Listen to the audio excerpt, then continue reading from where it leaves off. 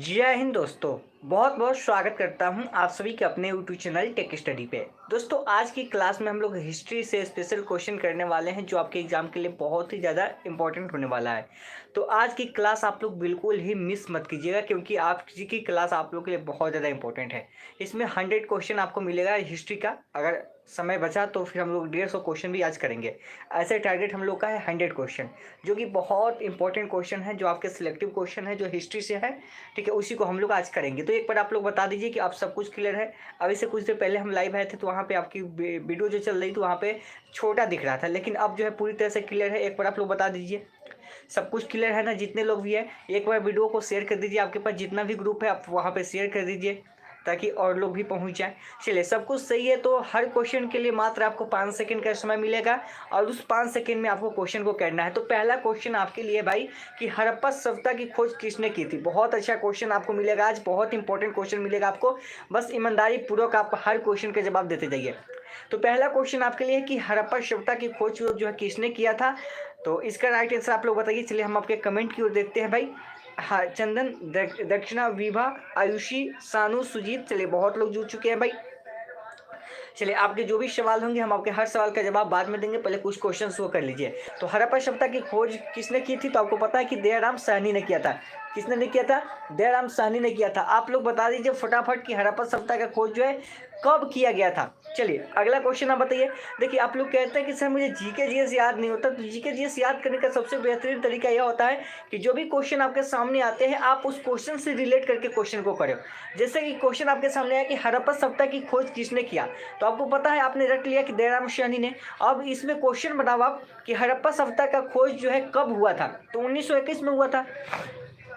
ठीक है, ये तो आपको पता है। और इसका काल का जो सिंधु घाटी की जो सभ्यता है उसका कालक्रम जो माना जाता है वो 2750 से लेके 1750 ईस्वी पूर्व तक माना जाता है। चलिए अगला क्वेश्चन आपके सामने है। सेकंड नंबर क्वेश्चन आपके सामने है कि वह शासक जिसने एक सच्चे जैन मुनि की तरह उपवास के द्वारा अपने शरीर का त्याग दिया था वह कौन था। बताइए वह शासक कौन था जिसने एक सच्चे जैन मुनि की तरह उपवास के द्वारा शरीर को अपना त्याग दिया था, यानी कि भूखा होने के कारण, उपवास के कारण अपने शरीर का त्याग दिया था। उस शासक का नाम आपको बताना है। वह शासक कौन था भाई। चलिए वह शासक कौन था? चंद्रगुप्त मौर्य था। कौन था? चंद्रगुप्त मौर्य था। यानी ऑप्शन नंबर क्या हो जाएगा? सी हो जाएगा। चलिए बहुत अच्छा जवाब दिया आप लोगों ने, ऑप्शन सी। अगला क्वेश्चन आपके सामने है कि तराइन का प्रथम जो युद्ध हुआ था वह कब हुआ था और किसके बीच में लड़ा गया था। देखिए तराइन की अगर प्रथम युद्ध की बात करें तो 1191 में, द्वितीय युद्ध की बात करें तो 1192 में और तृतीय युद्ध की बात करें तो 1193 में हुआ था। ठीक है, कुछ युद्ध आपके लिए बहुत ही ज्यादा इंपॉर्टेंट है, आप लिख के रख लो, क्वेश्चन यहाँ से बनेगा। तो ध्यान रखना, आप पानीपत का प्रथम युद्ध के बारे में जरूर पढ़ लेना। पानीपत का जो प्रथम युद्ध हुआ था वो 1526 में हुआ था। द्वितीय युद्ध जो हुआ था 1556 में हुआ था और तृतीय युद्ध जो हुआ था वो 1761 में हुआ था। ध्यान रखिएगा। और हल्दी घाटी का जो युद्ध हुआ था वो 1556 में हुआ था। इस चीज़ को आप नोट करके रख लो। और विश्व युद्ध जो हुआ था 1914 से 18 पहला विश्व युद्ध, दूसरा जो 1939 से 45, ये बहुत ही महत्वपूर्ण हम आपको करा रहे हैं। बंगाल का विभाजन जो हुआ था वो 1905 में हुआ था, लॉर्ड कर्जन के समय में हुआ था। और 1911 में इसको रद्द किया गया था लॉर्ड हार्डिंग द्वितीय के समय में। ये सभी के सभी इंपॉर्टेंट क्वेश्चन है आपके एग्जाम के लिए, आप इसको लिख लो, ध्यान रख लो, माइंड में बैठा लो। तो तराइन का पहला युद्ध भाई किसके के बीच में हुआ था।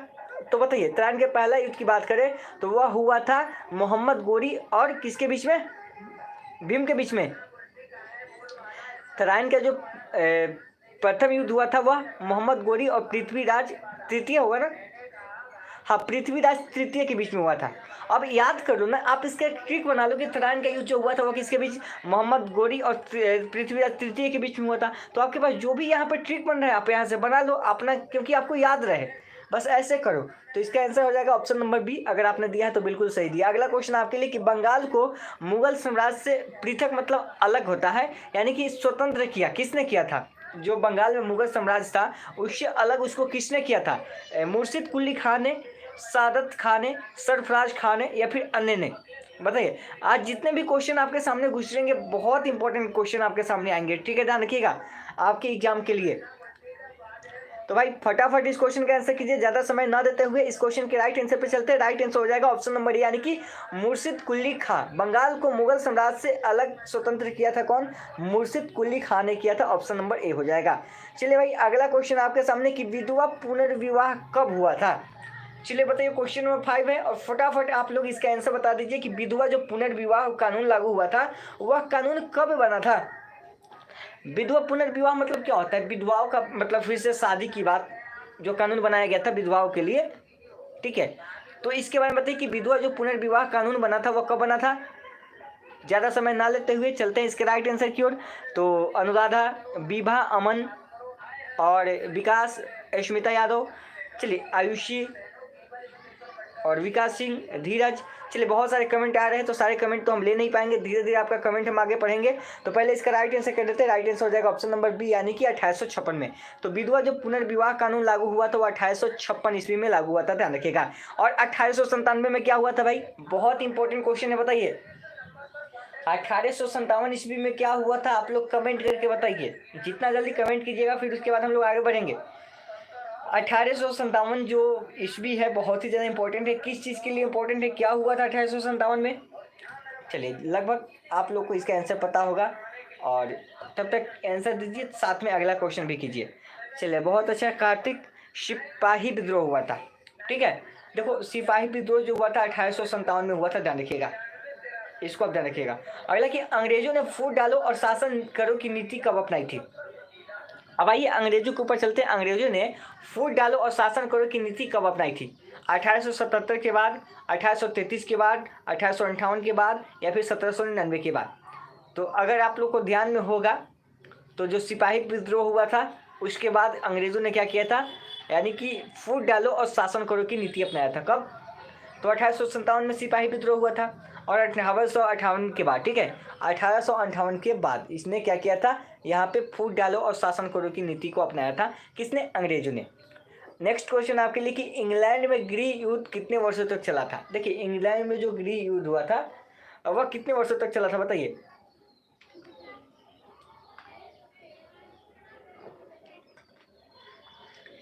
नहीं 2 वर्ष तक नहीं।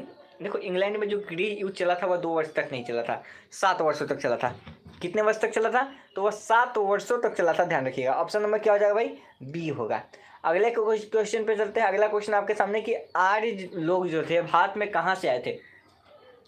आर्य के बारे में आप सुनते हैं ना, तो आर्य जो लोग थे वह भारत में कहाँ से आए थे ये आपको बताना है। चलिए बताइए, क्वेश्चन है 8 नंबर क्वेश्चन है। फटाफट आप इसका आंसर बताइए, वीडियो को शेयर कीजिए, लाइक कीजिए। और जो लोग मॉक टेस्ट नहीं दे रहे हैं कृपया करके मॉक टेस्ट दीजिए, तभी आपको ज़्यादा बेनिफिट होगा। एक मॉक टेस्ट जो फ्री है, जो वीडियो के डिस्क्रिप्शन में आपको मिल जाएगा, आप क्लास खत्म होने के बाद उस मॉक टेस्ट को लगा सकते हैं।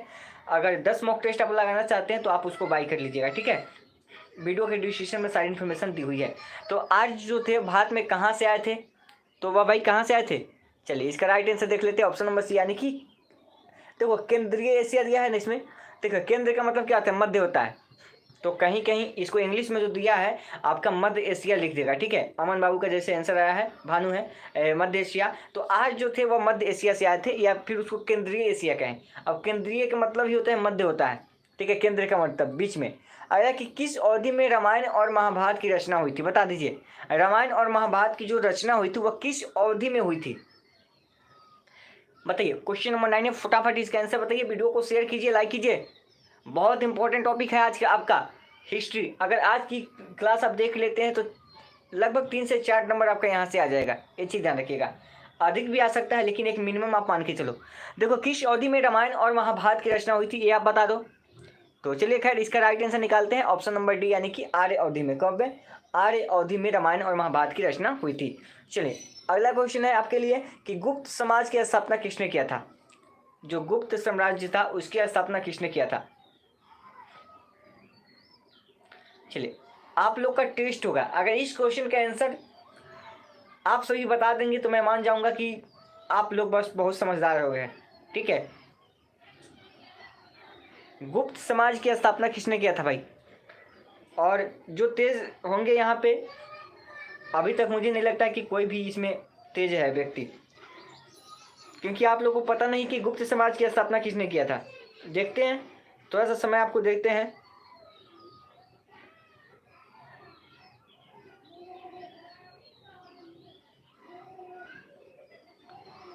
किसने किया था? चलिए बहुत अच्छा जवाब दिया आपने, चंद्रगुप्त ने। किसने किया था? चंद्रगुप्त ने किया था गुप्त साम्राज्य की स्थापना। चलिए बहुत अच्छा किया आपने। चलिए अगला क्वेश्चन आपके सामने है भाई। चलिए आप लोग को इसका मतलब पता है। देखो पानीपत की दूसरी लड़ाई जो हुई थी किसके बीच में, बहुत इंपॉर्टेंट टॉपिक है और ध्यान दो यह बहुत इंपॉर्टेंट क्वेश्चन है। देखो 3 क्वेश्चन हमेशा याद रखना इसमें। पानीपत वाला युद्ध, ठीक है, इसको आप हमेशा याद रखना। पानीपत का प्रथम युद्ध कब हुआ था, ठीक है, पानीपत का दूसरा युद्ध कब हुआ था, और पानीपत का तीसरा युद्ध कब हुआ था। अच्छा एक चीज,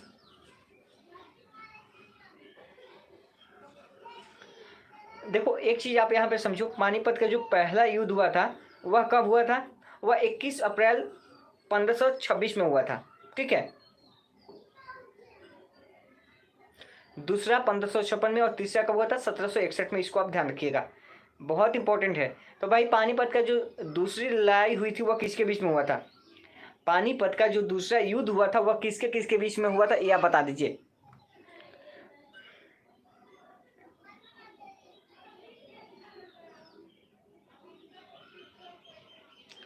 अच्छा चलिए चलिए आप लोग को तो पता है, आप लोग कमेंट करके बताइए कि पानीपत का जो पहला युद्ध हुआ था वह किसके किसके बीच हुआ था। चलिए इस क्वेश्चन का आंसर हम कर देते हैं, तब तक आप लोग कमेंट करके बताइए कि जो पानीपत का जो पहला युद्ध हुआ था वह किसके किसके बीच हुआ था। अगर आज की आप क्लास पूरा देख लेते हैं तो 4 से 5 नंबर आपका यहाँ से हो जाएगा, ठीक है, ध्यान रखिएगा। अगर पूरा देखते हैं तो, अब आधा अधूरा देखेंगे तो उसकी कोई गारंटी नहीं है, ठीक है। तो बताइए पानीपत का जो दूसरा लड़ाई हुआ था वह वैगम खां और हेमू के बीच में हुआ था, यही था ना, वैगम खां और हेमू के बीच में। चलिए, और पानीपत का जो पहला युद्ध हुआ था वह किसके बीच में हुआ था, बाबर और इब्राहिम लोदी के बीच में, ठीक है, जिसमें बाबर की विजय हुई थी, इब्राहिम लोदी को हरा दिया था, ठीक है, ध्यान रखिएगा, इसको आप ध्यान रखिएगा। चलिए अगले क्वेश्चन पे चलते हैं भाई।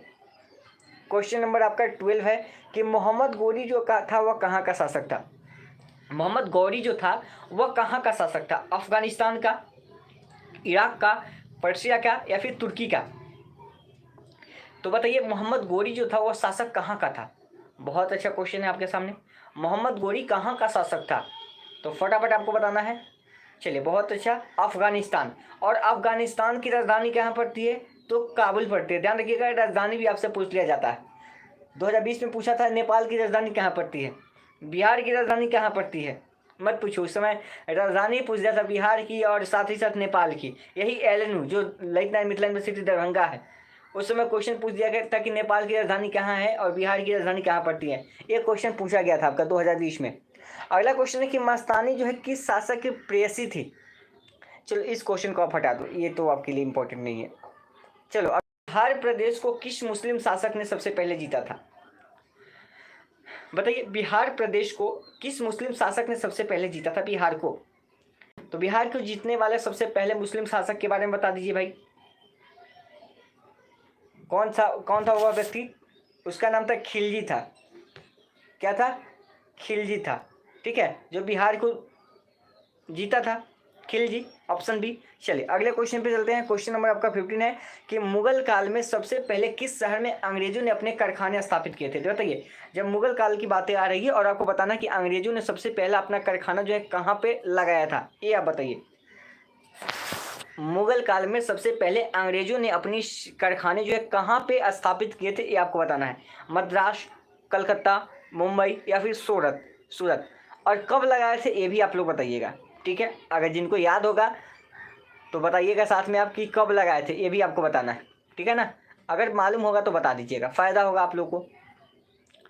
चलिए फटाफट बताइए, समय ज़्यादा नहीं लेना है।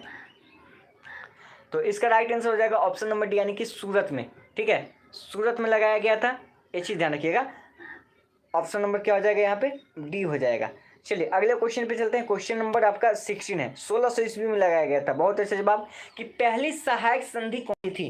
देखिए पहली जो सहायक संधि थी वह कौन सी थी। देखिए वीडियो को आप लोग जितने लोग देख रहे हैं लाइक कर दीजिए और वीडियो के लास्ट तक बने रहिए। अगर लास्ट तक देखते हैं तो 4 से 5 नंबर आप यहाँ से कन्फर्म हो जाएगा। आप इस चीज़ को ध्यान दो, अगर फिर आप छोड़ के जाते हैं बीच में तो उसकी गारंटी कोई नहीं है। तो पहली सहायक संधि थी वह कौन थी, ये बताइए आप लोग। तो इसका राइट आंसर क्या हो जाएगा, ऑप्शन नंबर बी, यानी कि निजाम की संधि। पहली जो सहायक संधि थी वह निजाम की संधि थी। कौन सी संधि थी, वह निजाम की संधि थी, ठीक है, ऑप्शन नंबर बी। अगला क्वेश्चन है भाई, देखिए, कर्नाटक संगीत का पितामह किसे कहा जाता है? जो कर्नाटक संगीत के पितामह हैं वो कौन कहे जाते हैं, आपको बताना है। तो कर्नाटक संगीत के पितामह किसे कहा जाता है, बता दीजिए। क्वेश्चन नंबर आपका 17 है। देखिए, आप लोग कंटिन्यू रहिए। हमने आपसे वादा किया 100 क्वेश्चन कराएंगे। अगर समय बचा, अगर तुरंत होता है 100 क्वेश्चन, तो 50 क्वेश्चन और भी एक्स्ट्रा करा देंगे। 150 क्वेश्चन आपका करा देंगे, ताकि हिस्ट्री में आप इतना क्वेश्चन पढ़ लीजिए तो आपका काम चल जाएगा। ऐसे तो क्वेश्चन बहुत सारे पढ़ने हैं, लेकिन समय कम है, तो इसका राइट आंसर क्या हो जाएगा? Purandaradasa, option number C. तो कर्नाटक संगीत का पितामह जो कहा जाता है, जिसको पिता कहा जाता है, उस किसको कहते हैं? पुरंदरदास को कहते हैं, ऑप्शन नंबर सी हो जाएगा। अगला कि किसके शासनकाल में जो प्रथम चीनी यात्री भारत में आया था?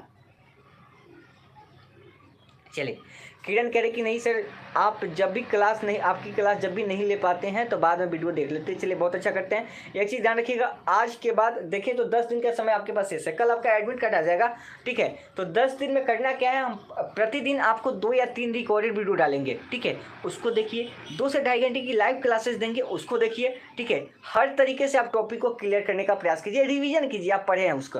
वीडियो छोटा सा रहेगा, 10 मिनट का वीडियो रहेगा, उसमें आपका 50 क्वेश्चन 60 क्वेश्चन रहेगा, उसको आप कर लीजिएगा, फटाफट रिवीजन होगा। चलिए, तो कल से हम आपको देते रहेंगे। ग्रुप ज्वाइन कर लीजिएगा, वीडियो के डिस्क्रिप्शन में है, आपको टेलीग्राम चैनल का लिंक मिलेगा, आप उसको ज्वाइन कर लीजिएगा, सब कुछ आपको वहीं पे मिलेगा, और वह ग्रुप जो है आपका फ्री ऑफ कॉस्ट है। चलिए बताइए, किसके शासनकाल में प्रथम जो चीनी यात्री भारत आया था वह कौन था भाई? वह हर्षवर्धन था। एक सेकेंड, हाँ, क्वेश्चन क्या था आपका? किसके शासनकाल में बात कर रहा है? तो यह चंद्रगुप्त द्वितीय के शासनकाल में। कौन आया था ये नहीं पूछ रहा है, ठीक है। किसके शासनकाल में जो प्रथम चीनी यात्री था वह आया था, ठीक है। तो फाहियान था, जो चंद्रगुप्त द्वितीय के शासनकाल में आया था, ऑप्शन नंबर डी हो जाएगा। चलिए भाई, अगला क्वेश्चन आपके लिए कि निम्नलिखित में से कौन सा मुगल शासक है जिसे प्रिंस ऑफ विल्डर्स के नाम से पुकारा जाता है, ठीक है। वह मुगल शासक कौन है जिसे प्रिंस ऑफ विल्डर्स के नाम से भी जानते हैं? चलिए, देखिए, हम तो बेड़ा पार लगाने के लिए हैं भाई। देखो, हम तो आपको क्लासेस दे ही रहे हैं, बस आप लोग का भी थोड़ा सा यहाँ पे सहयोग होना चाहिए कि आप लोग भी पढ़िए। चलो, क्वेश्चन आपके पास है कि प्रिंस ऑफ विल्डर्स के नाम से किसे जाना जाता है? तो शाहजहां को। और एक क्वेश्चन आपका यहाँ से बनता है कि शाहजहां का मकबरा कहाँ स्थित है? चलो, अब शाहजहां से कई क्वेश्चन आते हैं, जैसे कि ताजमहल को किसने बनवाया था? तो शाहजहां ने बनवाया था। ताजमहल कहाँ स्थित है? तो आगरा में स्थित है, ठीक है। दिल्ली का लाल किला किसने बनवाया था? तो शाहजहां ने बनवाया था। यही है ना क्वेश्चन। और जो ताजमहल बनवाया था वह अपनी पत्नी मुमताज महल की याद में बनवाया था शाहजहां ने। तो बहुत सारे क्वेश्चन आपके यहाँ नहीं, स्नेहा सासाराम में नहीं है, हम शेर शाह का नहीं पूछ रहे हैं, हम यहाँ पे शाहजहां का पूछ रहे हैं। शाहजहां का आगरा में है, और आगरा जो है किस नदी के किनारे स्थित है ये भी बता दो आप लोग। देखो, क्वेश्चन जब जीके पढ़ोगे ना आप, तो याद कैसे हो जाएगा? जैसे मैं आपको यहाँ पे बोल रहा हूँ, तो ऐसा नहीं कि मैं देख के बोल रहा हूँ। देखो, इस क्वेश्चन के साथ आपका मतलब एक हो जाता है कि जैसे इस क्वेश्चन को करेंगे तो इससे रिलेटेड क्वेश्चन आ जाता है, ठीक है। तो ये चीज़ आ जाता है। तो आगरा जो है यमुना नदी के किनारे स्थित है, ये चीज़ को आप ध्यान रखिएगा, ठीक है। शाहजहां का मकबरा कहाँ स्थित है? तो शाहजहां में स्थित है, ठीक है। और शेर शाह का मकबरा कहाँ स्थित है? तो वह अपने सासाराम में है स्थित। और एक इंपॉर्टेंट को जो 2020 में क्वेश्चन पूछा गया था, वह पूछा गया था हुमायूं का मकबरा कहाँ स्थित है? हुमायूं का मकबरा कहाँ स्थित है, यह क्वेश्चन पूछा गया था कब? 2020 या 2021 में क्वेश्चन पूछा गया था, जो पूछा हुआ क्वेश्चन है, जो दिल्ली में पड़ता है। शायद 2020 या 2021 कंफ्यूज कर रहे हैं, लेकिन आपका 2020 या 2021 दोनों में से कोई एक साल में यह क्वेश्चन पूछा हुआ है। चलो, तो प्रिंस ऑफ विल्डर्स किसे कहते हैं? तो शाहजहां को कहते हैं। अगला क्वेश्चन है भाई आपके सामने कि सिख समुदाय के जो अंतिम गुरु थे वह कौन थे? बस ऐसे आप याद कीजिएगा तो आपको यमुना, दिल्ली भी यमुना नदी के किनारे स्थित है, ठीक है। ये चीज़ आप ध्यान रखिएगा। तो एक दूसरे से जब रिलेट करके आप पढ़ेंगे ना, तो आपको बहुत फायदा होगा, बहुत याद होगा। तो सिख समुदाय के जो सिखों के जो अंतिम गुरु थे वो कौन थे? चलिए, अमन भानु बोले 2020 में पूछा गया था। थोड़ा सा मिस्टेक कर रहे होते हैं, 2020 में क्वेश्चन जो पूछा गया था, सारे क्वेश्चन याद नहीं रह पाते हैं, आपको भी पता है। तो क्या होगा इसका? चलिए, तो सिख समुदाय के जो अंतिम गुरु थे वह कौन थे? गुरु गोविंद सिंह थे। और एक क्वेश्चन आप बता दीजिए कि लोटस टेम्पल कहाँ स्थित है, ये भी क्वेश्चन आपका इंपॉर्टेंट है, ठीक है, अच्छा क्वेश्चन है, तो आप लोग बता दीजिए। तो इसका हो जाएगा गुरु गोविंद सिंह हो जाएगा। और तो लोटस टेम्पल कहाँ स्थित है आप बता दीजिए। और साथ ही अगला क्वेश्चन कीजिए, आपका 21 है कि कुचिपुड़ी जो नृत्य है, डांस जो है, वह कहाँ शुरू हुआ है?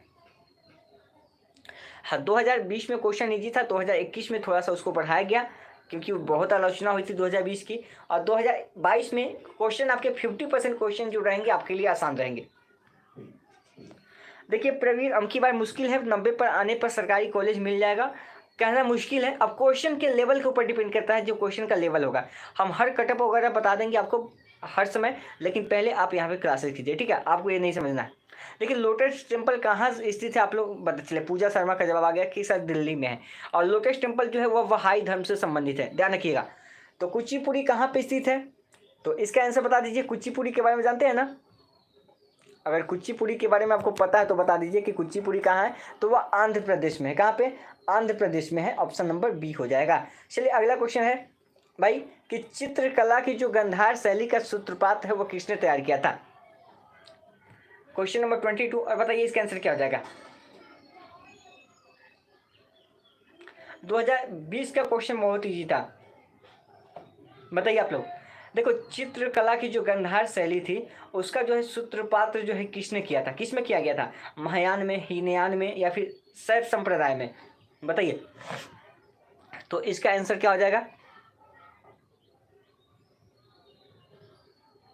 इसका आंसर बताइए। क्वेश्चन नंबर कितना है, 22 है, तो फटाफट बताइए इसका आंसर। तो चलिए इसके राइट आंसर की ओर आगे बढ़ते हैं और देखते हैं कि आप लोग का ऑप्शन कौन सा आ रहा है। आप लोग ऑप्शन बी के साथ जा रहे हैं, बिल्कुल महायान इसका सही है। क्या होगा, महायान होगा। अगला क्वेश्चन आपके सामने से गुजर रहा है, बताइए कि ताजमहल का जो डिजाइन बनाया था किसने बनाया था। ताजमहल का डिजाइन जो तैयार किया था भाई किसने तैयार किया था, बताइए। ताजमहल का डिजाइन जो है किसने तैयार किया था। हिस्ट्री में सिलेक्टिव क्वेश्चन आपके लिए लाया है, ऐसे ही जियोग्राफी में लाएंगे, ऐसे ही आपका जियोग्राफी के अलावा इकोनॉमिक्स में आएगा, हर टॉपिक से हम क्वेश्चन आपको करा देंगे एग्जाम से पहले, ठीक है। ये चीज़ ध्यान रखिएगा। हिंदी का भी कराएंगे, टीचिंग एप्टीट्यूड का भी कराएंगे, तो सभी के सभी कराएंगे। कल से हम क्या करेंगे, 2-3 आपको जो क्लासेस होगी वह रिकॉर्डेड डाल देंगे, ताकि आप उसको भी देखिए 10-10 मिनट का टॉपिक वाइज, और इसको भी देखिए। और एक चीज़ मैं आपको आवश्यक सूचना देना चाहता हूँ कि जो लोग भी अभी मॉक टेस्ट नहीं बना रहे हैं, हमने आपको 10 मॉक टेस्ट खुद से बना के दिया है। जो पैटर्न है बिहार बीएड का, जो एलएनयू एग्जाम लेती है उस पैटर्न पे आपको 10 मॉक टेस्ट 120 क्वेश्चन का बना के दिया है। आप उस मॉक टेस्ट को लगाइए। जो लोग नहीं लिए हैं आप लोग ले लीजिएगा। एक मॉक टेस्ट हम फ्री दिए हैं आपको, वीडियो का डिस्क्रिप्शन में मिलेगा, जब क्लासेस खत्म हो जाएगी तो आप उसको देख लीजिएगा, उस समय भी ओपन रहेगा। अगर आपको मॉक टेस्ट अच्छा लगता है, आपको लगता है कि आपके लिए फ़ायदा है, तो उसमें दिया हुआ है 99 रुपये पेमेंट करके आप 200 मॉक टेस्ट प्राप्त कर सकते हैं। उसकी जानकारी भी वीडियो के डिस्क्रिप्शन में आपको मिल जाएगी, और क्लास खत्म होने के बाद भी हम आपको दे देंगे। चलिए ताजमहल का डिजाइन जो है किसने तैयार किया था, तो उस्ताद ईसा खान ने किया था। भाई किसने किया था, उस्ताद ईसा खान ने किया था, ऑप्शन नंबर बी हो जाएगा। चलिए अगला क्वेश्चन आपके लिए है कि बौद्धों के विश्वास के अनुसार गौतम बुद्ध का अगला अवतार किसे माना जाता है। देखो एक चीज़ ध्यान रखते हैं, गौतम बुद्ध का जन्म कहाँ हुआ था, कब हुआ था, इनके पिता का नाम क्या था, माता का नाम क्या था, इसको याद कर लीजिएगा। तो देखिए महात्मा बुद्ध की अगर बात करें, इनका जो बचपन का नाम सिद्धार्थ था। बुद्ध के बचपन का नाम क्या था, सिद्धार्थ था। इनका जन्म जो हुआ था 563 ईस्वी पूर्व लुम्बिनी में हुआ था, जो कि लुम्बिनी जो अभी कहाँ पड़ता है, वर्तमान में नेपाल में पड़ता है, ठीक है। इनके जन्म के 7वें दिन ही बाद इनकी माता की मृत्यु हो जाती है। तब इनका लालन पालन जो करती है इनकी सौतेली माँ का है या इनकी मौसी का है, प्रजापति गौतमी करती है, ठीक है। और इनके माता का नाम माया देवी और पिता का नाम सुयोधन था, जो कि शाक्य वंश से थे। चलो तो बौद्धों के विश्वास के अनुसार गौतम बुद्ध का अगला अवतार किसे माना जाता है, तो इसका राइट आंसर हो जाएगा ऑप्शन ए, यानी कि कल्कि को। किसके माना जाता है, कल्कि। अब भाई ध्यान भी दीजिएगा, ट्रिक भी अपना लीजिए कि बौद्धों के अनुसार गौतम बुद्ध का अगला मतलब नेक्स्ट होता है, और नेक्स्ट डे क्या आता है, कल आता है ना, तो नेक्स्ट डे क्या आता है, कल आता है, तो कल्कि हो जाएगा, ठीक है। कल्कि यानी कि कल। गौतम बुद्ध का अगला अवतार किसे माना गया है, कल्कि को माना गया है। अगला है कि सम्राट अकबर ने निम्नलिखित में से किस महल का निर्माण जो है फतेहपुर सीकरी में करवाया था। तो अकबर के बारे में आप जानते हैं, तो अकबर ने कौन सा महल है जिसका निर्माण जो है फतेहपुर सीकरी में करवाया था, बताइए किस महल का।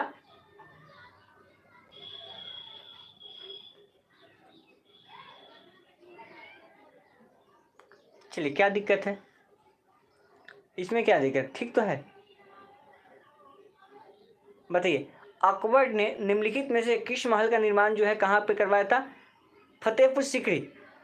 देखो फतेहपुर सीकरी कहाँ पड़ता है ये पता है आपको, आगरा में, यूपी में पड़ता है क्या। चलिए आप लोग क्लियर कर लीजिएगा, थोड़ा सा मिस्टेक कर रहे हैं।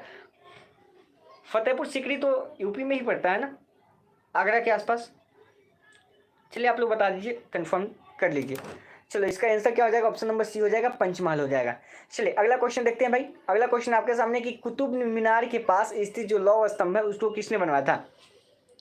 और एक देखिएगा क्वेश्चन पूछा जाएगा, हम करवा भी चुके हैं कि कुतुब मीनार का निर्माण किसने करवाया था, ठीक है। कुतुबुद्दीन ऐबक ने करवाया था, लेकिन उसको जो अधूरा था उसको पूरा काम जो था इल्तुतमिश ने किया था। ठीक है, ये चीज ध्यान रखिएगा, क्वेश्चन हम करा चुके हैं। तो अगला क्वेश्चन है कि कुतुब मीनार के पास जो स्थित लौह स्तंभ है उसको किसने बनवाया था? तो बताइए भाई, कुतुब मीनार के पास स्थित जो लौह स्तंभ है उसको किसने बनवाया था? क्वेश्चन नंबर कितना है? तो क्वेश्चन नंबर आपके सामने 26 है। इसका राइट आंसर क्या हो जाएगा? राइट आंसर बताइए आप लोग, किसने बनवाया था? चलिए, तो खैर इसके हम लोग राइट आंसर क्यों चलते हैं, तो राइट आंसर हो जाएगा ऑप्शन नंबर ए, यानी कि चंद्रगुप्त द्वितीय। तो कुतुब मीनार के पास जो स्थित लौह स्तंभ है उसको किस राजा ने बनवाया था? तो चंद्रगुप्त द्वितीय ने बनवाया था। ठीक है, और आपको पता है कि कुतुब मीनार को किसने बनवाया था? तो कुतुबुद्दीन ऐबक ने बनवाया था, लेकिन इसे पूरा करने का काम जो है इल्तुतमिश ने किया था। अगला कि स्वामी दयानंद सरस्वती ने किस समाज की स्थापना की थी? चलो, बहुत इंपॉर्टेंट क्वेश्चन हो रहा है आपके लिए, आप जानते होंगे तो देखिए, बहुत इंपॉर्टेंट क्वेश्चन आपके साथ चल रहा है आज। स्वामी दयानंद सरस्वती ने किस समाज की स्थापना की थी बताइए? ब्रह्म समाज, आर्य समाज, और एक क्वेश्चन आपका यहां से भी बनता है भाई कि आर्य समाज की स्थापना कब किया गया था? चलिए, अमन भानु बोले इसे मॉडर्न हिस्ट्री से। देखिए, अभी तो यहीं से डाले हैं ना, सब मिक्स है आपका।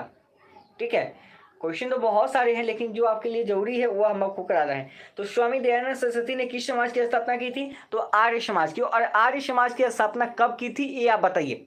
स्वामी दयानंद सरस्वती ने आर्य समाज की स्थापना कब किया था? बहुत अच्छा क्वेश्चन, इंपॉर्टेंट क्वेश्चन है, ध्यान रखिएगा। चलिए, सानू बता रहे 1875 में। बहुत अच्छा जवाब दिया आपने। तो स्वामी दयानंद सरस्वती ने आर्य समाज की स्थापना जो किया था वह 1875 में किया था।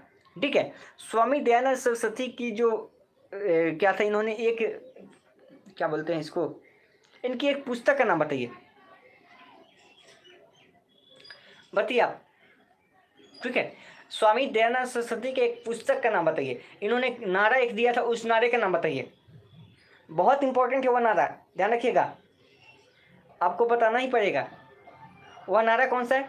सत्यार्थ प्रकाश पुस्तक का नाम है। और इन्होंने नहीं कहा था ना कि वेदों की ओर लौटो, वेदों की ओर लौटो का नारा किसने दिया था? किसने दिया था? वेदों की ओर लौटो का नारा इसने दिया था। किसने? मतलब स्वामी दयानंद सरस्वती ने। चलिए, याद कर लीजिए, नहीं याद है तो। अगला क्वेश्चन है कि निम्नलिखित में से किसने इबादत खाना बनवाया था? इबादत खाना किसने बनवाया था? आप लोग वीडियो को लाइक कीजिए, जितने लोग देख रहे हैं उतने वीडियो को लाइक नहीं कर रहे हैं। देखिए, लाइक कीजिए, बहुत मेहनत लगती है ऐसे क्वेश्चन सेलेक्ट करने के लिए और कंटिन्यू क्लास देने के लिए। तो कम से कम आप लोग हौसला नहीं बढ़ाइएगा तो फिर प्रॉब्लम होगी मेरे लिए। तो इसलिए थोड़ा सा मोटिवेशंस आप लोगों से चाहिए मुझे। जैसे मैं आप लोग को मोटिवेशंस देता हूँ, वैसे आप लोग भी मुझे मोटिवेशंस थोड़ा सा दिया कीजिए।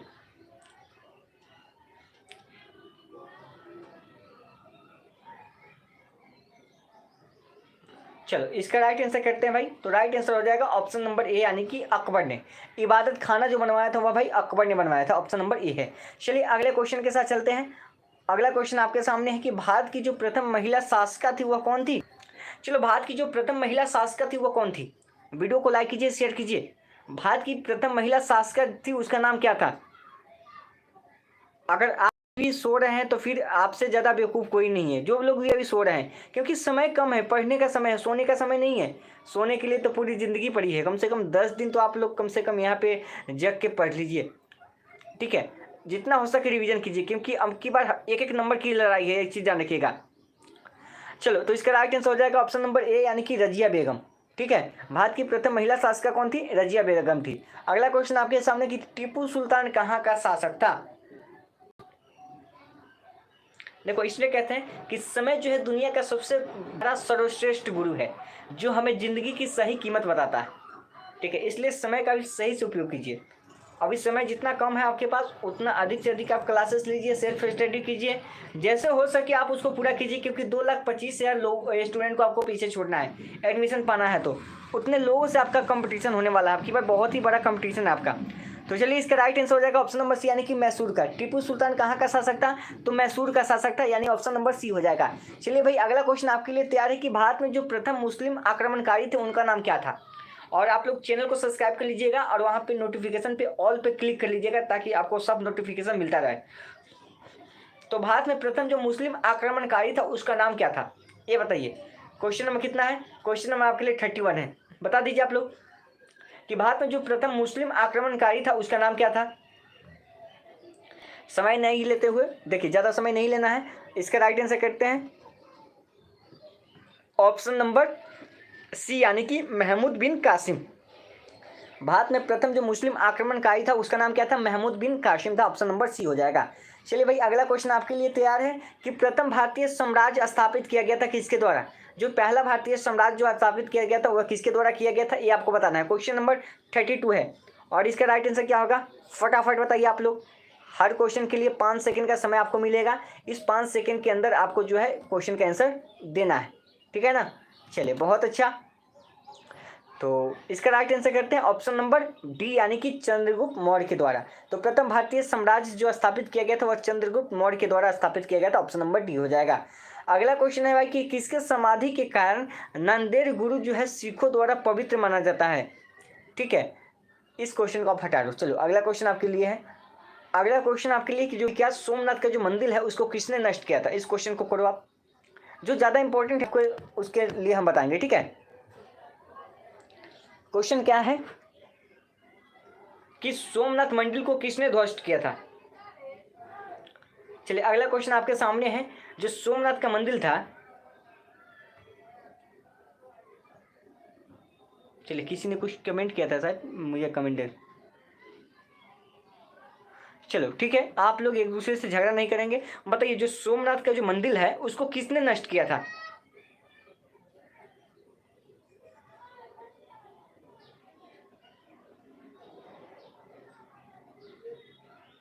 किसने नष्ट किया था? महमूद गजनवी था। अच्छा इसमें मोहम्मद गोरी नहीं होगा?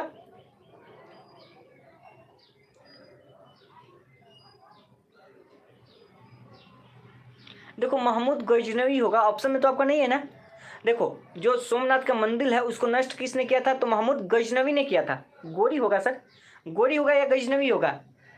ऑप्शन में नहीं है, इसका राइट आंसर हो जाएगा यानी कि महमूद गजनवी होगा। यहाँ पे ऑप्शन में आपका नहीं है, ठीक है। तो सोमनाथ का जो मंदिर था उसको ध्वस्त किसने किया था? तो उसको महमूद गजनवी ने किया था। 1025 ईस्वी में इस पर हमला किया था। कब? 1025 ईस्वी में इस पर हमला किया था, ध्यान रखिएगा। कब? 1025 ईस्वी में इसने, और इसमें सब सोना जो है लूट लिया था। चलिए अगला क्वेश्चन भाई आपके सामने है कि निम्नलिखित में कौन सा सबसे पुराना स्मारक है? सबसे पुराना स्मारक की बात हो रही है, तो वीडियो को आप लोग एक बार लाइक कीजिए, शेयर कीजिए। बहुत इंपॉर्टेंट टॉपिक है आज आपका, सारे के सारे क्वेश्चन आपके लिए इंपॉर्टेंट है हिस्ट्री से। ऐसे ही करके सभी सब्जेक्ट का हम आपको कराने वाले हैं, तो फटाफट आप लोग बताइए इसका आंसर क्या हो जाएगा। देखिए इसलिए कहते हैं कि आप लोग मेहनत कीजिए। हौसले भी किसी हकीम से कम नहीं होते, हौसले भी किसी हकीम से कम नहीं होते, हर तकलीफ में ताकत की दवा देते हैं। तो आप समझिए कि आपका एंट्रेंस एग्जाम आपके लिए तकलीफ है और यही हौसला जो है आपको ताकत देगा, ठीक है ना। तो चलिए अगला क्वेश्चन आपके सामने है। अगला क्वेश्चन आपके सामने है, इसका राइट आंसर बताइए क्या होगा। क्वेश्चन कह रहा है कि कौन सा स्मारक सबसे पुराना है, तो वह हो जाएगा अजंता की गुफा। देखिए सबसे पुराना बात करें तो वह अजंता की गुफाएं है जो कि सबसे पुराना है। कुतुब मीनार कहाँ स्थित है आप लोग बताइए। चलिए जो भी क्वेश्चन बन रहे हैं हम सारे क्वेश्चन आपसे यहाँ से कराते चलेंगे। तो कुतुब मीनार कहाँ स्थित है आप लोग बताइए, और साथ ही अगला क्वेश्चन भी आपके लिए तैयार है। पहले इस क्वेश्चन का आंसर दीजिए कि कुतुब मीनार कहाँ स्थित है भाई, बता दीजिए। देखो 65 लोग लाइक देख रहे हैं और लाइक कितना है 32, यानी कि अभी भी 50% लोगों को यहाँ पे मतलब लाइक करने की ज़रूरत है। लाइक आप लोग नहीं कर रहे, कीजिए। अगर आप लोग को लग रहा है कि दिल से मेहनत कर रहे हैं आपके लिए, तो लाइक तो बनता है यार, ठीक है। चलिए सिंधु घाटी सभ्यता के लोग पूजा किसकी करते थे? तो इसका राइट आंसर हो जाएगा ऑप्शन नंबर ए यानी कि पशुपति की। किसकी करते थे? पशुपति की। और अभी क्वेश्चन पूछे थे कि कुतुब मीनार कहाँ स्थित है, तो वह दिल्ली में स्थित है, ध्यान रखिएगा। अगला क्वेश्चन आपके सामने है, जो त्रिपिटक है वह किससे संबंधित है? त्रिपिटक क्वेश्चन ये भी पूछा जा चुका है। बताइए जो त्रिपिटक है वह किससे संबंधित है? बताइए जो त्रिपिटक है वह किससे संबंधित है? जैनों से, हिंदुओं से, मुसलमानों से या फिर बौद्धों से? किसका ग्रंथ है त्रिपिटक जो है, किसका ग्रंथ है ये आपको बताना है। क्वेश्चन नंबर 37 बताइए कि त्रिपिटक जो है किसका धार्मिक ग्रंथ है? जैनों का है, हिंदुओं का है, मुसलमानों का है, बौद्धों का है? चलिए बहुत अच्छा जवाब। रोजदा, हिना, नीतू, ऋचा, दर्शन, आयुषी, कुल, मवी, अमीषा, चलिए, इतने फास्ट कमेंट निकल रहे हैं कि सारे कमेंट हम एक साथ ले नहीं पाएंगे। तो जो त्रिपिटक है वह किसका ग्रंथ है भाई? बौद्धों का है। किसका है? बौद्धों का है। चलिए, ऑप्शन डी होगा। अगला क्वेश्चन आपके सामने कि पानीपत की तीसरी लड़ाई कब हुई थी? हम इस क्वेश्चन का आंसर पहले भी बता चुके हैं आपको, और बताया है कि बहुत इंपॉर्टेंट क्वेश्चन है, तीनों को याद जरूर रखिएगा, रट लीजिएगा। तो बताइए कि पानीपत का जो तीसरा युद्ध हुआ था वह कब हुआ था, ये आपको बताना है। पहला क्या था भाई? पहला आपने देखा था 1526 में, दूसरा आपने देखा था 1556 में, और तीसरा आपने देखा था 1761 में। चलिए, हमने इसका आंसर ही कर दिया। क्या होगा? तो पानीपत का तीसरा जो लड़ाई हुआ था वह 1761 में हुआ था। क्लियर? चलो, अगला क्वेश्चन आपके सामने है कि मुगल साम्राज्य की नींव जो है किस लड़ाई के बाद मानी जाती है? देखिए, मुगल साम्राज्य जो है अपना यहाँ पे नींव जो रखा था वह किसके बाद में, यानी कि जो लड़ाई खत्म हुई उसके बाद मुगल साम्राज्य का यहाँ पे राज आया, तो वह कौन सी आखिरी लड़ाई थी? और एक चीज़ ध्यान रखना है इसमें, प्लासी का युद्ध और बक्सर का युद्ध भी आप जोड़ लो, इसमें बहुत इंपॉर्टेंट क्वेश्चन है। पानीपत, प्लासी, बक्सर, क्वेश्चन तो आपका यहाँ से बनता है। तो प्लासी का युद्ध कब हुआ था? 1757 में हुआ था। ठीक है, कब हुआ था? 1757 में। और बक्सर का युद्ध कब हुआ था? 1764 में। प्लासी का जो युद्ध हुआ था वो पश्चिम बंगाल में, देखिए प्लासी जो जगह है वो पश्चिम बंगाल में है। ठीक है, और बक्सर जो पड़ता है वो अपने बिहार में है, बक्सर। ये चीज़ को आप खास करके ध्यान रखिएगा। अब पश्चिम बंगाल की राजधानी कहाँ पड़ती है? कोलकाता पड़ती है। वहाँ के मुख्यमंत्री कौन है? तो ममता बनर्जी है। ध्यान रखिएगा, मुख्यमंत्री से भी क्वेश्चन पूछ रहा है। 2020 में क्वेश्चन पूछा था कि दिल्ली के मुख्यमंत्री कौन है, बिहार के मुख्यमंत्री, बिहार के राज्यपाल कौन है, क्वेश्चन पूछा था। तो खैर, इतना इजी क्वेश्चन तो अब की बार नहीं पूछेगा आपका। चलिए, इस क्वेश्चन का आंसर क्या हो जाएगा? ऑप्शन नंबर क्या होगा इसका? ऑप्शन नंबर ए, यानी कि पानीपत की प्रथम लड़ाई। देखिए, पानीपत का जो प्रथम युद्ध हुआ था 1526 में, उसी के बाद मुगल साम्राज्य की नींव मानी जाती है। 1526 में ही मुगल साम्राज्य की स्थापना वहाँ पे की जाती है, पानीपत की लड़ाई के बाद में। अगला क्वेश्चन आपके सामने कि मुगल वंश की स्थापना भारत में कब हुई थी? देखिए, अभी क्वेश्चन तो बता दिए।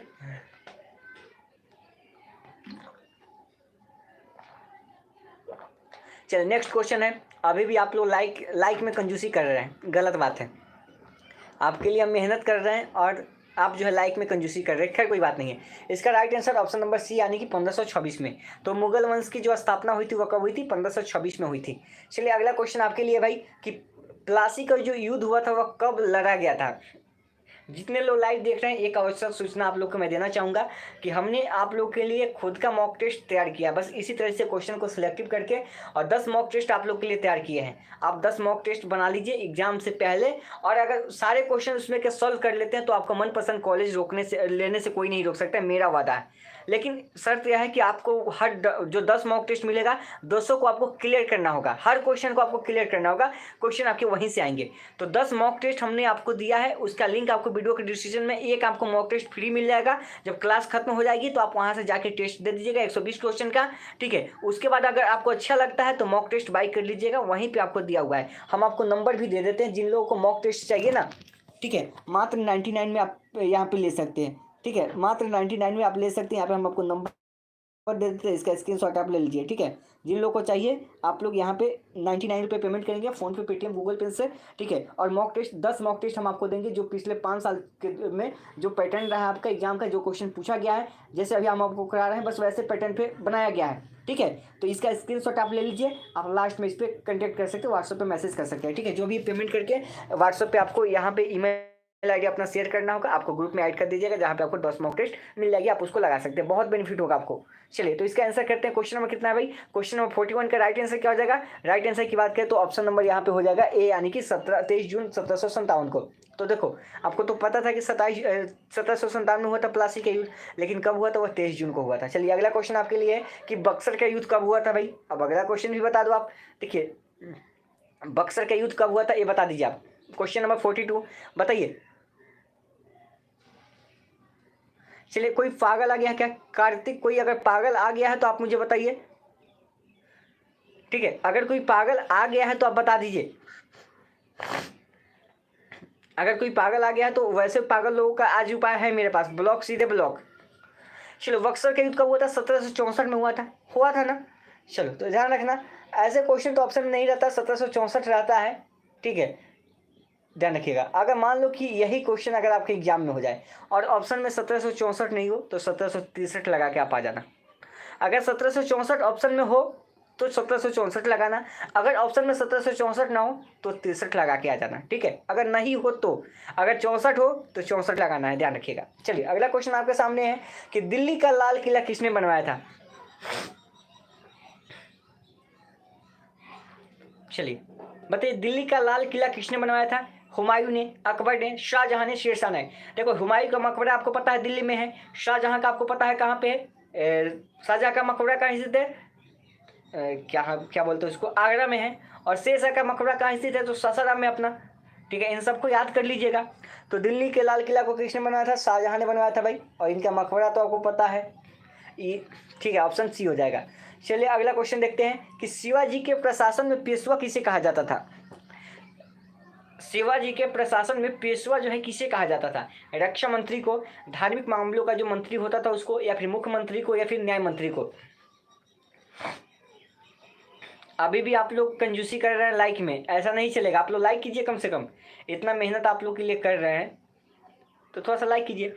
इसलिए कहा गया है कि वक्त से लड़कर जो नसीब बदल दे, वक्त से लड़कर जो नसीब बदल दे, इंसान वही जो अपनी तकदीर बदल दे। अरे कल क्या होगा कभी मत सोचो, कल क्या होगा कभी मत सोचो, कल क्या पता कि कहीं वक्त ही खुद अपनी तस्वीर बदल दे, ठीक है। तो इसलिए आप लोग मेहनत कीजिए, कल जो है वक्त के ऊपर छोड़ दीजिए, ठीक है।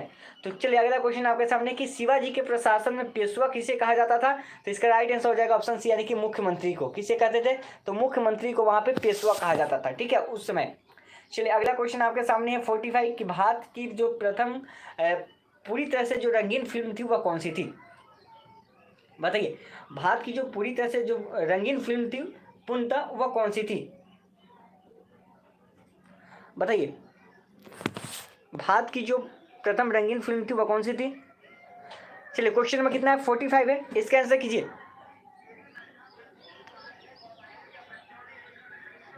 चलिए क्या है क्वेश्चन, आप लोग इसका आंसर पहले कर लो। इसका आंसर क्या हो जाएगा, ऑप्शन नंबर डी, यानी कि झांसी की रानी। तो भारत की जो पूर्णतः रंगीन फिल्म थी वह कौन सी थी, झांसी की रानी थी, ठीक है ना, झांसी की रानी। चलिए अगला क्वेश्चन पे चलते हैं, वियना सम्मेलन कब हुआ था। वियना सम्मेलन कब हुआ था बताइए, 1915, 1820, 1815 या फिर 1920। देखो 1920 का डेट इंपॉर्टेंट है, क्यों इंपॉर्टेंट है इसको समझिए, क्योंकि 1920 में असहयोग आंदोलन हुआ था। देखिए 19वीं शताब्दी की बात करें तो उसमें बहुत सारे डेट इंपॉर्टेंट है आपको, ठीक है। उसी प्रकार से 20वीं शताब्दी में भी बहुत सारे हैं, तो इन सबको आपको याद रखना होगा। जैसे कि देखिए 1905 बंगाल विभाजन के लिए था, ध्यान रखिएगा। उसके अलावा 1909 मार्लो मिंटो सुधार के लिए है। उसके अलावा 1919 जालियांवाला बाग हत्याकांड के लिए है, ठीक है। 1917 जो चंपारण आंदोलन हुआ था उसके लिए है। 1920 जो असहयोग आंदोलन हुआ था उसके लिए 1920, ठीक है। 1920 में असहयोग आंदोलन शुरू हुआ था गांधी जी के नेतृत्व में, लेकिन 5 फरवरी 1922 को इसको स्थगित करना पड़ा था, ठीक है, 1922 में। तो ये सब ध्यान रखिएगा। तो वियना सम्मेलन जो हुआ था वह कब हुआ था भाई, वह ऑप्शन नंबर सी हो जाएगा ना, 1815 में। तो वियना सम्मेलन कब हुआ था, 1815 में हुआ था। अगला क्वेश्चन आपके सामने है कि किस देश को यूरोप का मरीज कहा जाता है। देखिए यूरोप का मरीज जो है किसको कहते हैं भाई, चलिए फटाफट बताइए, यूरोप का मरीज जो है भाई किसको कहते हैं। चलिए जितने क्वेश्चन आपके सामने आएंगे बहुत इंपॉर्टेंट क्वेश्चन है, आपके हिस्ट्री से सिलेक्टेड क्वेश्चन है, तो इसको जरूर कीजिएगा। तो किस देश को यूरोप का मरीज कहते हैं, यूरोप का मरीज। चलिए इतना तो आपको पता होगा यूरोप के बारे में। तो इसका right answer option number D, यानी कि तुर्की को। और एशिया का मरीज किसको बोलते हैं, वही अपना पड़ोसिया जो है ना, चाइना को, ठीक है। एशिया में यह आ जाता है और यूरोप में जो तुर्की आ जाता है जिसको मरीज कहते हैं। अगला कि जर्मनी का एकीकरण कब हुआ था, बताइए। जर्मनी का एकीकरण कब हुआ था भाई। क्वेश्चन नंबर कितना है, क्वेश्चन नंबर 48 है, और इसका आंसर आप लोग बता दीजिए। वीडियो को लाइक कीजिए, शेयर कीजिए, ठीक है। अभी 70+ लोग देख रहे हैं और लाइक कितना है, 50 भी नहीं क्रॉस किया है, क्या बात है। चलो खैर कोई बात नहीं है, नहीं कहता कि मेरा जो काम था मैंने अदा किया, मेरा जो फ़र्ज़ था मैंने अदा किया, मंजूर खुदा को नहीं तो इसमें हमारी क्या गलती, ठीक है। हमारा जो काम है हम तो पूरी ईमानदारी से कर रहे हैं, आप लोग का क्या काम है जो आप लोग ईमानदारी से नहीं कर रहे ये तो आप समझेंगे। चलो जर्मनी का एकीकरण कब हुआ था, इसका राइट आंसर निकाल लेते हैं। ऑप्शन नंबर डी 1871 में। कब हुआ था, 1871 में। कितने लोग का सही जवाब आया है एक बार कमेंट की ओर चलते हैं हम लोग। अमीषा, नीतू, किरण, राधा रानी, आयुषी, नीतू, वर्षा, विकास, सांड, प्रूफ, राधा, कुल मावी, विकास सिंह, संजीव। चलिए बहुत सारे कमेंट हैं, सारे कमेंट तो एक साथ नहीं ले पाएंगे, समझे बात को। चलिए अगला क्वेश्चन है भाई कि एक्ट ऑफ यूनियन जो है किस वर्ष पारित हुआ था। एक्ट ऑफ यूनियन की बात हो रही है, किस वर्ष पारित हुआ था। एक चीज़ आपसे रिक्वेस्ट करके हम कहेंगे यहाँ पे कि जितने लोग आप लाइव देख रहे हैं, एक आवश्यक सूचना समझ लीजिए कि आप जब एडमिशन लेने जाएंगे तो वहाँ पे बहुत सारी आपको परेशानियाँ आएगी, ठीक है। गलती से भी दूसरा कॉलेज सेलेक्ट नहीं करना, हम आपको आगे बताएंगे, हर एक स्टेप बताएंगे आपको। ऐसा गलती पिछला बार बहुत सारा स्टूडेंट किया था, जिसका उसको कहे तो उसको परिणाम भुगतना पड़ा था और उसका एडमिशन तहाक भी सही तरीके से नहीं हो पाया था। तो इसलिए आप गलती नहीं कीजिएगा, हम हर एक अपडेट आपको बताएंगे। इसलिए आपको वीडियो के डिस्क्रिप्शन में एक टेलीग्राम चैनल का लिंक मिलेगा, आप उसको ज्वाइन कर लीजिएगा, ठीक है। वहाँ पे सारी इन्फॉर्मेशन आपको मिल जाएगी कैसे क्या करना है। एक्ट ऑफ यूनियन जो है किस वर्ष पारित हुआ था, तो इसका राइट आंसर क्या हो जाएगा। इसके राइट आंसर क्यों चलते, तो राइट आंसर हो जाएगा ऑप्शन नंबर सी, यानी कि 1707 में, ठीक है। और 1815 में वियना सम्मेलन हुआ था, आपको पता ही है। अगला क्वेश्चन है कि बोल्शेविक क्रांति जो हुई थी कब हुई थी। बोल्शेविक क्रांति कब हुई थी, क्वेश्चन नंबर 50 है, बताइए। अभी हम लोग आधे क्वेश्चन पे चल गए हैं, 50 नंबर क्वेश्चन पे चल गए हैं। अभी तो हमने आपको कहा था 100 क्वेश्चन कराएंगे, उसमें से अभी 50 पे ही पहुंचे हैं, ठीक है। अगर समय रहा तो हम 150 क्वेश्चन कराएंगे, 50 क्वेश्चन और बढ़ा देंगे इसमें, क्योंकि आप लोग बस आप लोग जो मोटिवेशन देते हैं, लाइक वगैरह कीजिए, बस हम कंटिन्यू चला देंगे क्लास। तो बोल्शेविक जो क्रांति हुई थी वह कब हुई थी भाई, वह 1917 में होता है। अब देखो 1917 में क्या हुआ था, रूसी क्रांति भी हुई थी 1917 में, ठीक है। चलो अगला क्वेश्चन है कि नई आर्थिक नीति NEP का जन्मदाता कौन है। इसको आप हटा दो, इसको भी हटा दो आप।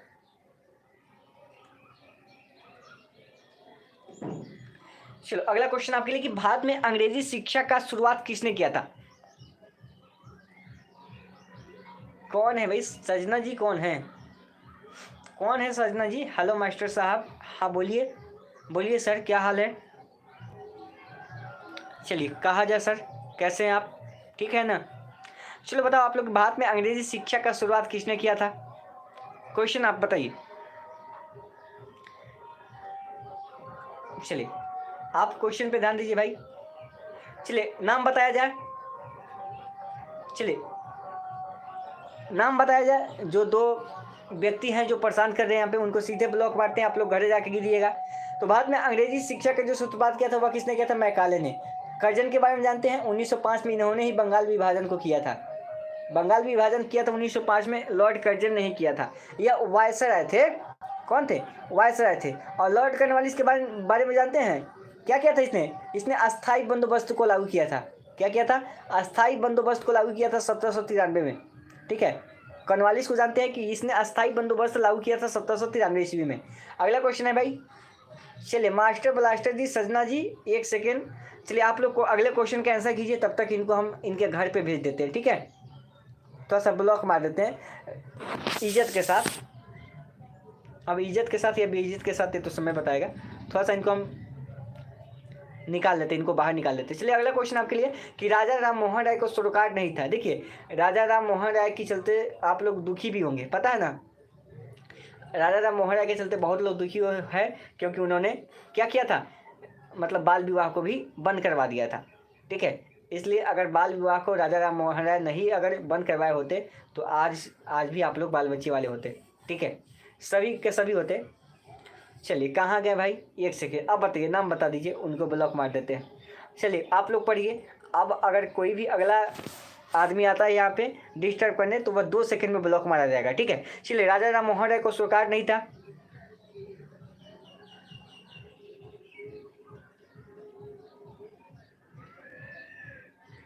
चलिए सजना जी, चलिए ये चले गए अपने घर। चलिए अब बताइए आप लोग।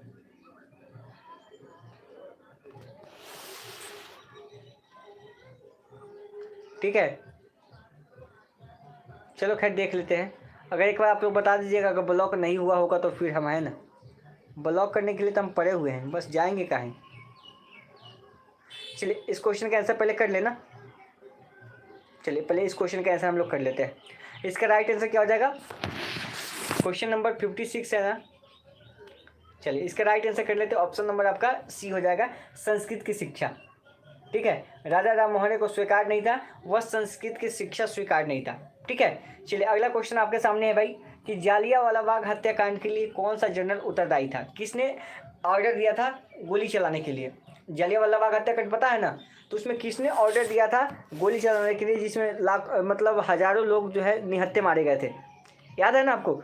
चलिए, जो 13 अप्रैल 1919 को घटा था, जो पंजाब के अमृतसर में घटना घटी थी, जिसको क्या बोलते हैं, जालियांवाला बाग हत्याकांड बोलते हैं, ये तो पता है आपको ना। चलिए अब आप लोग बताइएगा, जो लोग भाई अगर ब्लॉक नहीं हुआ होगा तो बताइएगा, फिर से हम आ गए हैं ब्लॉक करने के लिए। चलो आप लोग पढ़ाई पे फोकस करो। अरे कुछ लोग आते रहते हैं, इसलिए हम आपको कल भी बताए थे कि ठीक है, आप लोग अपने पढ़ाई पे फोकस कीजिए। जलियांवाला बाग हत्याकांड में जनरल डायर ने गोली चलाने का आदेश दिया था, जिसमें हजारों लोग जो है निहत्थे मारे गए थे। और क्वेश्चन बनता है कि जलियांवाला बाग हत्याकांड कब हुआ था, 13 अप्रैल 1919 को। चलिए, सजना गया अपनी सजनी के पास, ठीक है, अगला क्वेश्चन आपके सामने। चलो सजना को भेज दिया उसकी सजनी के पास। अगला क्वेश्चन है कि प्रथम मैसूर युद्ध जो है किसके बीच में हुआ था। पहला जो मैसूर युद्ध हुआ था वह किसके किसके बीच हुआ था।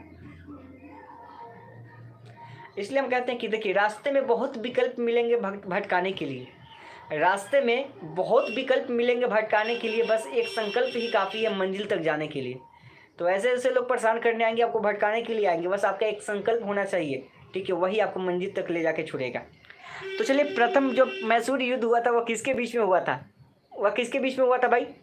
तो इसका राइट आंसर देख लेते हैं, ऑप्शन नंबर बी, यानी कि ब्रिटिश और हैदर अली के बीच में, ठीक है। किसके बीच में, हैदर अली और ब्रिटिश के बीच में, ठीक है। हैदर अली कौन था, टीपू सुल्तान का पुत्र था ना। अच्छा, टीपू सुल्तान का पुत्र था कि उसके पिता था हैदर अली, आप लोग बताइए। अच्छा, हैदर अली को जानते हैं, नाम सुने हैं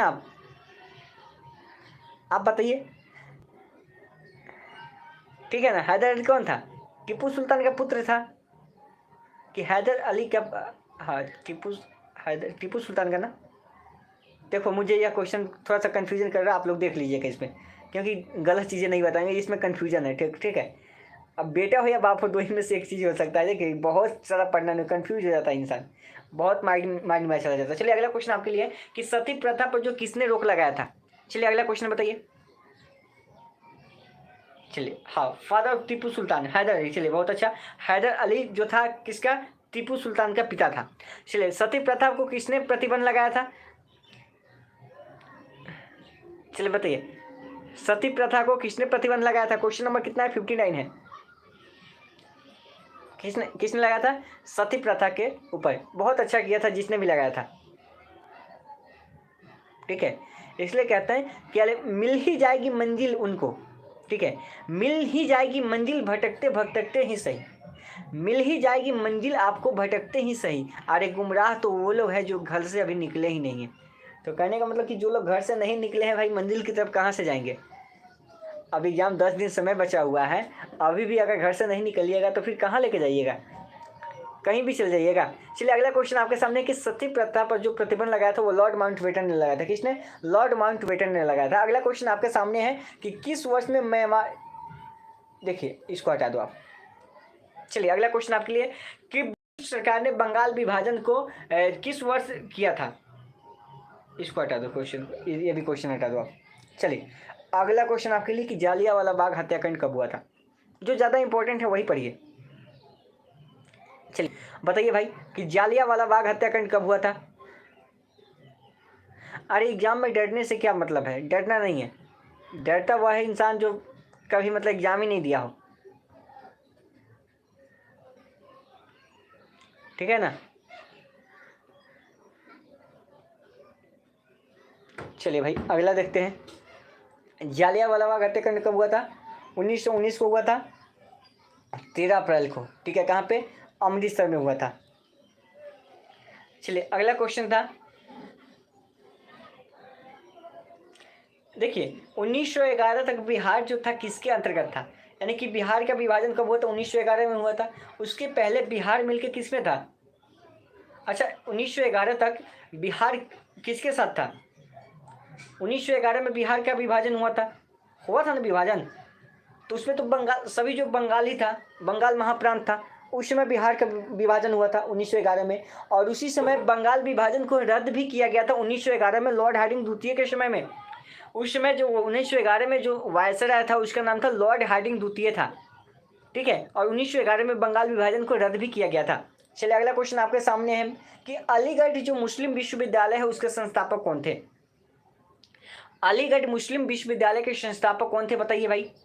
जितने लोग लाइव देख रहे हैं मॉक टेस्ट आप लोग लाइए, मॉक टेस्ट हम आपको दे चुके हैं, मात्र आपको 99 रुपये पड़ेगा। 10 मॉक टेस्ट आपको मिलेगा जो खुद का तैयार किया हुआ है आपके परीक्षा के पैटर्न पे, ठीक है। आप 10 मॉक टेस्ट क्लियर कर लेते हैं तो कोई आपको मनपसंद कॉलेज लेने से नहीं रोक सकता है। उसकी ज़्यादा जानकारी चाहिए तो आप वीडियो के डिस्क्रिप्शन में जाकर चेक कर सकते हैं, वहाँ पे एक मॉक टेस्ट आपको फ्री मिल जाएगा, ठीक है। वहाँ पे आप टेस्ट लगा के देखिए, अगर आपको मॉक टेस्ट अच्छा लगे तो फिर आप कोर्स को बाय कीजिए, और 99 में आपको मिल जाएगा 10 मॉक टेस्ट, ठीक है। तो वीडियो के डिस्क्रिप्शन में सब कुछ दिया हुआ है। चलिए अलीगढ़ मुस्लिम विश्वविद्यालय के संस्थापक कौन थे? तो इसका राइट आंसर देख लेते हैं, ऑप्शन नंबर बी यानी कि सर सैयद अहमद खां। तो अलीगढ़ मुस्लिम के जो अलीगढ़ जो मुस्लिम विश्वविद्यालय है, जो यूनिवर्सिटी है, उसके संस्थापक की बात करें तो कौन सा है? सर सैयद अहमद खां थे, ऑप्शन बी हो जाएगा। अगला क्वेश्चन है कि चौरा चौरी हत्याकांड किससे संबंधित है? हमने आपको बताया था अभी कि 5 फरवरी 1922 को इसको स्थगित करना पड़ा। इसका नेतृत्व जो कौन कर रहे थे? महात्मा गांधी जी कर रहे थे, लेकिन चौरा चौरी हत्याकांड के कारण जो है इसको मतलब स्थगित करना पड़ा 1922 में।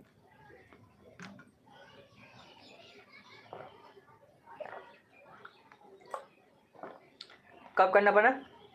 1922 में। 5 फरवरी 1922 को मतलब इसको स्थगित करना पड़ा था, ठीक है। वह क्या था भाई? वह असहयोग आंदोलन था, ठीक है। और चंपारण सत्याग्रह पता है 1917 में हुआ था। जलियांवाला बाग हत्याकांड पता है 1919 में हुआ था। चलिए अगला क्वेश्चन आपके लिए कि प्रथम विश्व युद्ध के दौरान भारत में लोकप्रिय होने वाला आंदोलन कौन था? अब देखिए पहला जो विश्व युद्ध हुआ था वह कब हुआ था? 1914 से लेकर 1918 तक हुआ था, ठीक है। दूसरा जो हुआ था 1939 से लेकर 1945 तक चला था। शुरू कब हुआ था? 1939 में। तो पहला जो विश्व युद्ध हुआ था उस समय जो भारत में जो लोकप्रिय आंदोलन हुआ था उस समय कौन था?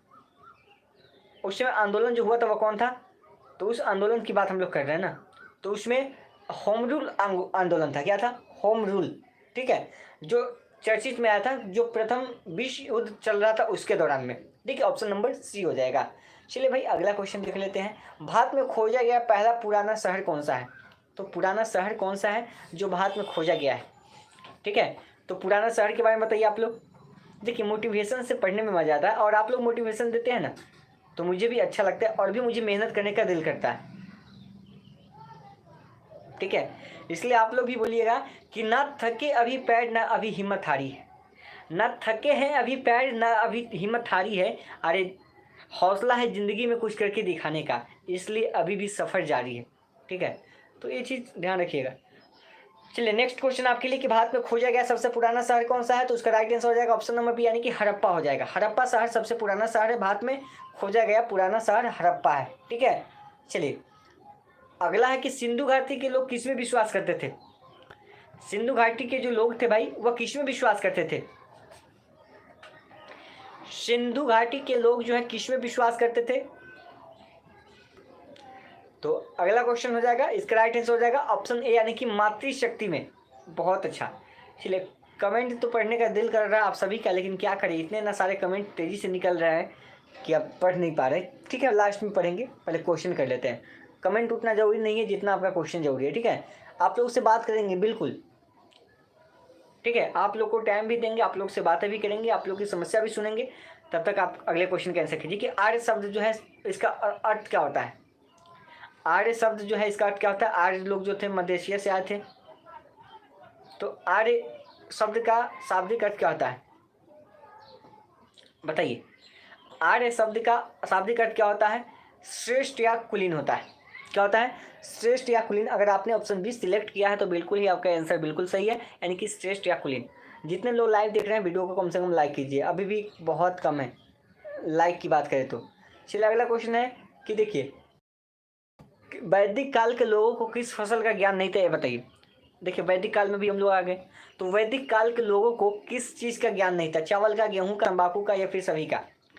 तो बताइए आप लोग कि वैदिक काल में जो लोग थे उनको किस चीज़ का ज्ञान नहीं था? देखिए पिछली बार की रिकॉर्ड हम बता दें, आपकी बिहार बोर्ड एंट्रेंस के लिए कंटिन्यू 6 घंटे लाइव क्लास दिए थे, कंटिन्यू 6 घंटे का रिकॉर्ड बनाए थे हम लोग। और स्टूडेंट सब कहा कि आप सर रहने दीजिए, 6 घंटे में बोर हो गया था। लेकिन एक कंटिन्यू हम लोग बोलते रह गए 6 बजे तक।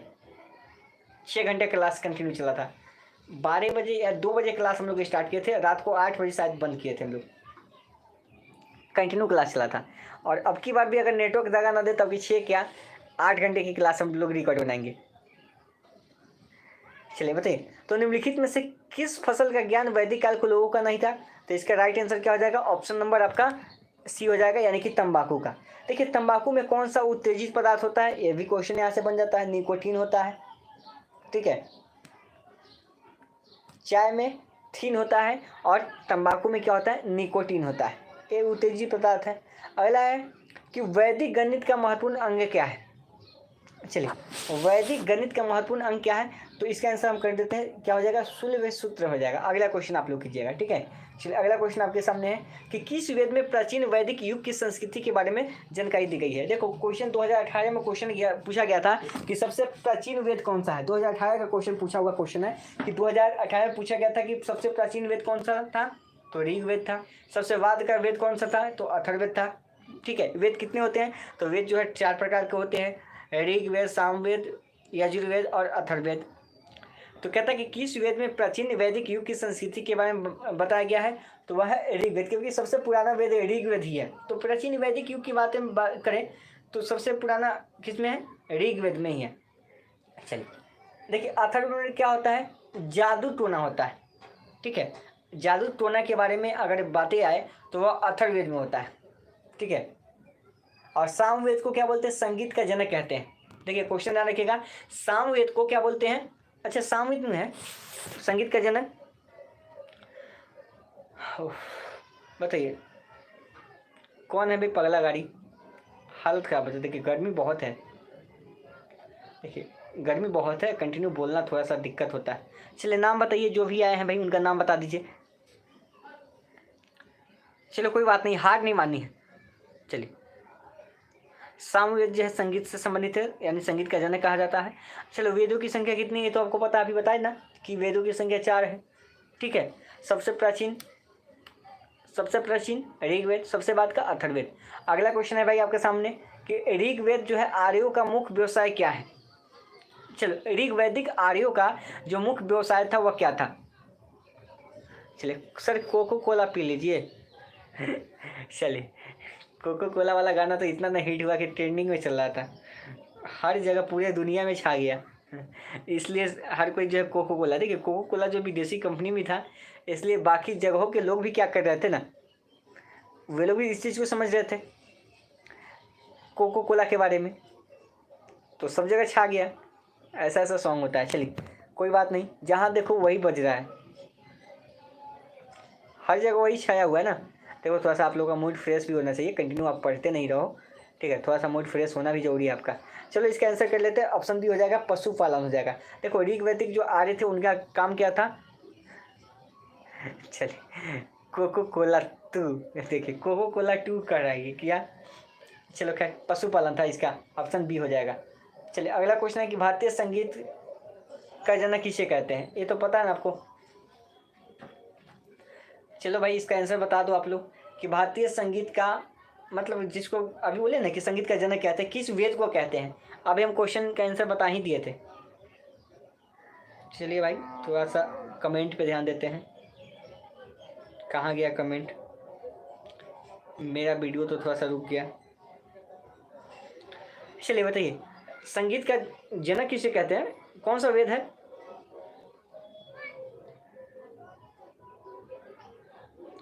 कौन सा वेद है? वह वेद क्या होगा भाई? वह वेद जो है आपका हो जाएगा ऑप्शन नंबर बी, यानी कि ये हो जाएगा सामवेद।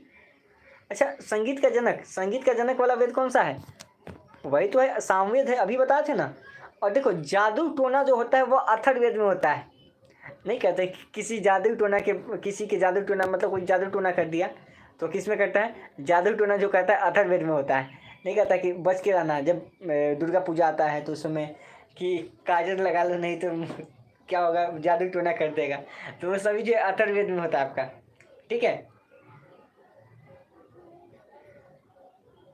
अगला क्वेश्चन है कि प्रथम निर्माता, विधि निर्माता कौन है बताइए? चलिए अगला क्वेश्चन आपके सामने हाजिर है कि प्रथम जो विधि निर्माता है उसका नाम बताइए। सेल्यूकस, चाणक्य, मनु या फिर इनमें से कोई नहीं। चलिए भाई अगले क्वेश्चन पे चलते हैं। तो अगला क्वेश्चन आपके सामने है कि प्रथम जो विधि निर्माता थे उसका नाम क्या था। सेल्यूकस, चाणक्य, मनु। तो चलिए इसका आंसर करते हैं फटाफट बिना देरी का। आप लोग का कमेंट आ रहा है, बहुत अच्छा लग रहा है। देखिए कमेंट आता है ना तो सही लगता है कि आप लोग प्रयास कर रहे हैं। ऑप्शन सी यानी कि मनु हो जाएगा। प्रथम विधि निर्माता कौन थे। मनु थे। अगला क्वेश्चन आपके लिए है कि कृष्ण भक्ति का प्रथम और प्रधान ग्रंथ कौन सा है। कृष्ण भक्ति का प्रथम इसको और प्रधान ग्रंथ कौन सा है। देखिए जयदेव के लेखक कौन है। नहीं, गीत गोविंद के लेखक कौन है तो जयदेव है। ठीक है, ध्यान रखिएगा। इसके कौन है जयदेव, इसके लेखक कौन है जयदेव है, इसको आप ध्यान रखिएगा। तो कृष्ण भक्ति का प्रथम और प्रधान ग्रंथ कौन सा है। क्वेश्चन नंबर कितना है 77 है ना। तो चलिए इसका आंसर बताइए 77 का राइट आंसर क्या हो जाएगा। राइट आंसर की बात करें तो ऑप्शन नंबर सी यानी कि श्री भगवत गीता। ठीक है, क्या हो जाएगा कृष्ण भक्ति का प्रथम और प्रधान ग्रंथ कौन सा है तो श्रीमद् भगवत गीता है। ऑप्शन सी हो जाएगा। और गीत गोविंद किसका है जयदेव का है। अगला कि ऋग्वेद में संपत्ति का प्रमुख रूप क्या है। देखिए ऋग्वेद में बात करें तो संपत्ति का जो है प्रमुख रूप क्या है। भूमि है, गोधन है, गोधन और भूमि है या फिर इनमें से कोई नहीं है। तो ऋग्वेद में संपत्ति का प्रमुख रूप क्या है। चलिए ऋग्वेद में संपत्ति का प्रमुख जो रूप है वह क्या है। भूमि, गोधन, गोधन और भूमि या फिर इनमें से कोई नहीं। तो इसका आंसर हो जाएगा ऑप्शन बी यानी कि गोधन हो जाएगा। थोड़ा फास्ट चलते हैं, बहुत सारे क्वेश्चन भी करने हैं। अगला क्वेश्चन आपके सामने है भाई कि पुराणों की संख्या कितनी है। ये तो आपसे पूछेंगे हम, इस क्वेश्चन का जवाब तो आपसे लेंगे। पुराणों की संख्या कितनी है। चलिए इस क्वेश्चन का आंसर आपको बताना है।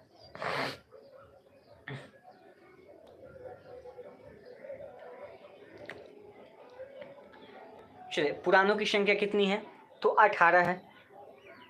कितनी है 18 है पुराणों की संख्या। ये तो सबको पता होगा लगभग। चलिए अगला क्वेश्चन आपके सामने गुजर रहा है कि वैदिक धर्म का मुख्य लक्षण इनमें से किसकी उपासना था। चलिए क्वेश्चन आपके सामने है।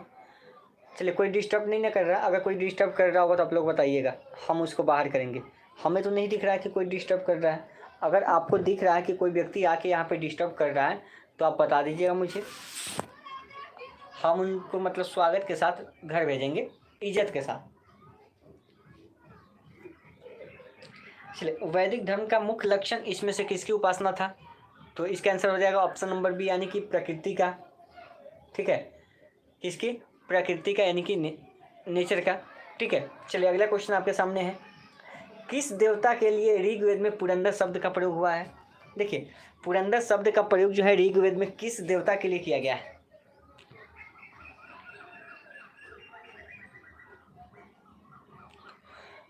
किस देवता के लिए ऋग्वेद में पुरंदर शब्द का प्रयोग किया गया है। ये तो आपको पता है ना, इंद्र के लिए। चलिए बहुत अच्छा।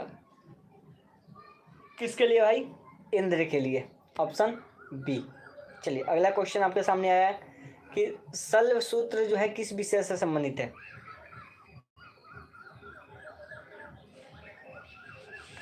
चलिए बताइए शल्व सूत्र जो है किस विषय से संबंधित है।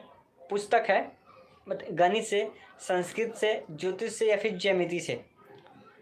तो शल्य सूत्र की बात हो रही है तो यह जो था ज्यामिति से था। किससे, ज्यामिति। Option D. अभी भी 8 लाइक आप लोग के अकॉर्डिंग कम है, उसको पूरा कीजिए आप लोग। चलिए अगला है अस्तुमा सदगमय कहाँ से स्थित है, कहाँ से लिया गया है, इसको बताइए। ये क्वेश्चन अच्छा है कि क्या है इसका अस्तुमा सदगमय कहाँ से लिया गया है। यजुर्वेद, अथर्ववेद, सामवेद, उपनिषद।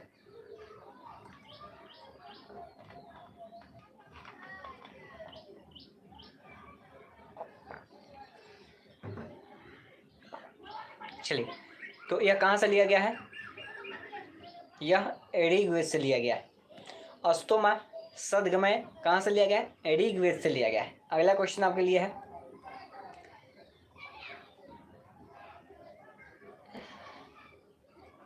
कि योग दर्शन के प्रतिपादक कौन थे।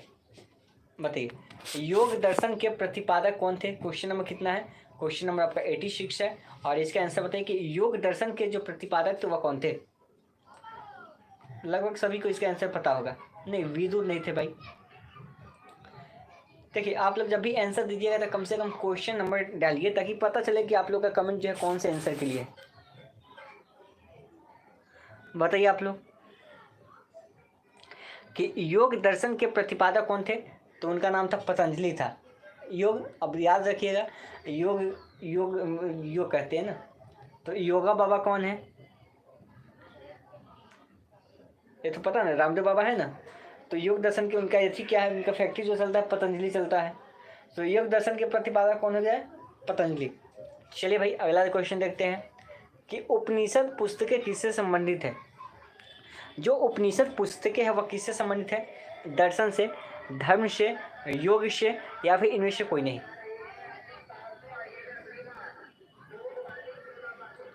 बताइए। अभी भी आप लोग ईमानदारी पूर्वक 4 लाइक छुपा के रखे हैं, 4 या 5 लाइक छुपा के रखे हैं, आप लोग दे दीजिए। चलो, उपनिषद पुस्तकें किससे संबंधित है, तो इसका आंसर कर लेते हैं ना। रोहित, सिन्हा, अमीषा। चलिए बताइए इसका ऑप्शन है, यानी कि दर्शन से। उपनिषद पुस्तकें किससे संबंधित है, तो दर्शन से संबंधित है, ऑप्शन नंबर ए हो जाएगा। अगला क्वेश्चन आपके लिए कि आरंभिक वैदिक साहित्य में सर्वाधिक जो वर्णित नदी है वह कौन सी है।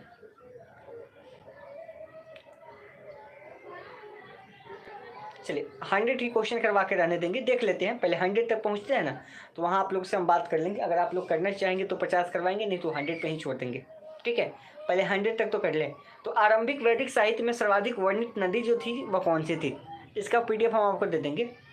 तो इसका आंसर हो जाएगा ऑप्शन नंबर ए, यानी कि सिंधु नदी थी। कौन सी नदी थी, सिंधु। ऑप्शन नंबर ए हो जाएगा। चलिए अगला क्वेश्चन दिखाते हैं।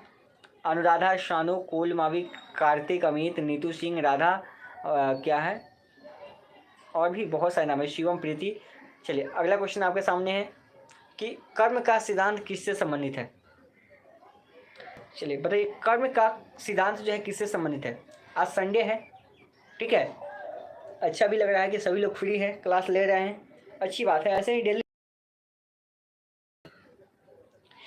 कर्म का सिद्धांत जो है किससे संबंधित है, कर्म का सिद्धांत जो है किससे संबंधित है, क्वेश्चन नंबर 89। तो बातें क्या हो रही है कर्म के सिद्धांत की, तो कर्म का सिद्धांत जो है वह वेदांत से संबंधित है। किससे, वेदांत से। एक सेकेंड, कर्म का सिद्धांत ना, वेदांत कैसे होगा इसमें, नहीं कर्म का सिद्धांत है तो मीमांसा होगा, वेदांत नहीं होगा, मीमांसा होगा, क्योंकि कर्म का सिद्धांत है या मीमांसा से होगा। ठीक है, कर्म का सिद्धांत मीमांसा से होगा, ठीक है, वेदांत नहीं होगा, किससे, मीमांसा से होगा, ऑप्शन ए। चलिए अगला क्वेश्चन आपके लिए, सबसे प्राचीन वेद, ये तो समझते हैं अपना, ऋग्वेद होता है। सबसे प्राचीन वेद कौन सा है, ऋग्वेद है, ये तो पता है। सबसे बाद वाला पूछेगा तो अथर्ववेद। अगला कि कौन सा वेद क्या है, अंशतः गद रूप में भी रचित है। नहीं कहते कि जो गद और पद दोनों में है, नहीं कहते गद और पद दोनों में है, वो कौन सा वेद है, उस वेद का नाम बताना है आपको। जो गद और पद दोनों में है, ऋग्वेद नहीं होगा भाई, सामवेद भी नहीं होगा। 2 ऑप्शन आपको छोड़ते हैं, अब 2 ऑप्शन में से एक आंसर निकाल लीजिए। कौन सा वेद जो है गद और पद दोनों में है, तो वह है यजुर्वेद।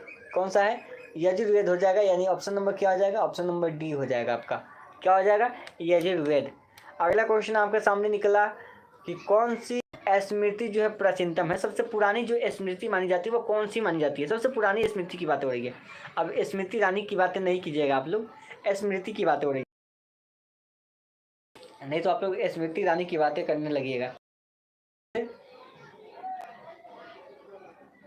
चलिए, हमारे साइड अगर बहुत साउंड आ रही है तो आपको साउंड से क्या करना है, अच्छा साउंड से क्या करना है आपको, आपको फोकस अपने पढ़ाई पे करना है, साउंड पे मतलब आप लोगों का काम ही होता है कि कान मतलब लगा के सुनना कि कहाँ क्या हो रहा है, ये तो गलत बात है। अरे साउंड आने दीजिए थोड़ा सा। मनु स्मृति, ठीक है, सबसे प्राचीनतम जो होती है वह कौन सी है, मनु है। चलिए आयुषी करे, हमको कहाँ सुनाई दे रहा है, आपका कान जो है ना खराब हो गया है। अगला कि आदि काव्य की संज्ञा किसे दी जाती है, अरे थोड़ा बहुत सुनाई तो दे दीजिए। देखिए हम भी गांव से ही आते हैं, आप लोग भी अगर जो लोग गांव से आते हैं आप लोग को पता होगा कि गांव में तो साउंड आती ही है, थोड़ी बहुत तो आएगी ही, आदत से मजबूर है सब। चलो कोई बात नहीं है। चलो अगला क्वेश्चन आपके सामने है। इसलिए कहते हैं कि होके मायूस यूं न शाम से की तरह ढलते रहिए, होके मायूस यूं न शाम की तरह ढलते रहिए, जिंदगी एक भोर है सूरज सा निकलते रहिए। होके मायूस यूं न शाम की तरह ढलते रहिए, जिंदगी एक भोर है सूरज सा निकलते रहिए। अरे ठहरोगे अगर एक पाँव पे तो थक जाओगे, ठहरोगे मगर एक पाँव पे तो थक जाओगे। अरे धीरे धीरे ही सही मगर सही राह पे चलते रहिए। ठीक है, तो इसलिए धीरे धीरे हम लोग चलते रहेंगे। चलिए पहले इसका आंसर कर लेते हैं। Question number 94 right answer option C यानी कि रामायण। आदि महाकाव्य की संज्ञा किसे दी जाती है? तो महाकाव्य को दी जाती है, रामायण को। ठीक है, आदि काव्य की संज्ञा किसे कहते हैं? रामायण को कहते हैं। ठीक है, ऑप्शन सी हो जाएगा। अगला क्वेश्चन आपके लिए कि गायत्री मंत्र की रचना किसने किया था? गायत्री मंत्र का रचना किसने किया था?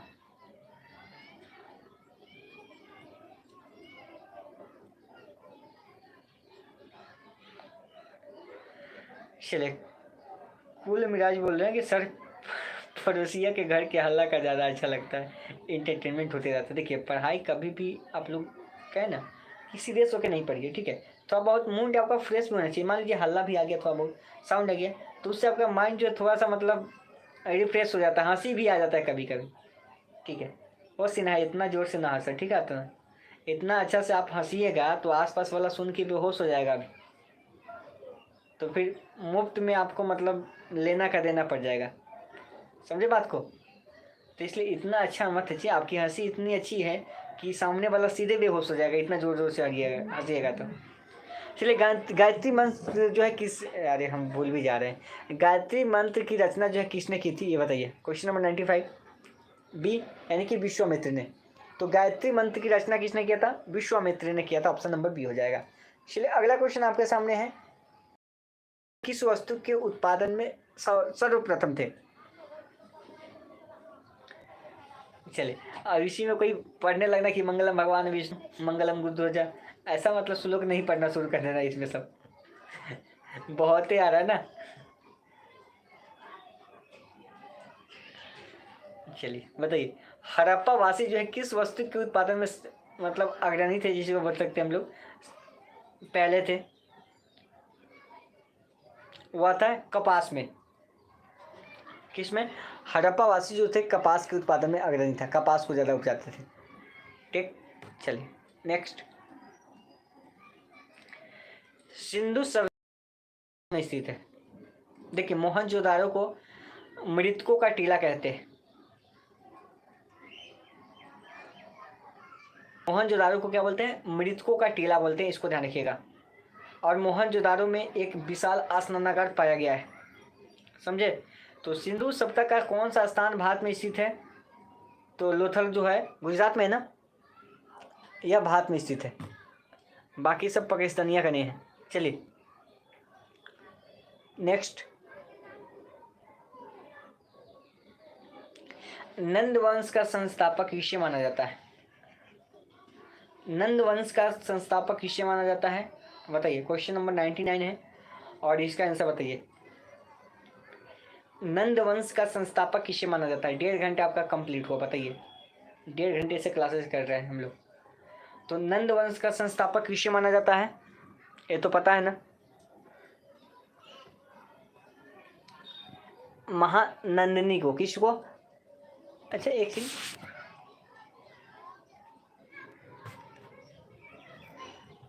नंद वंश के संस्थापक, इसका आंसर सही कीजिए आप लोग।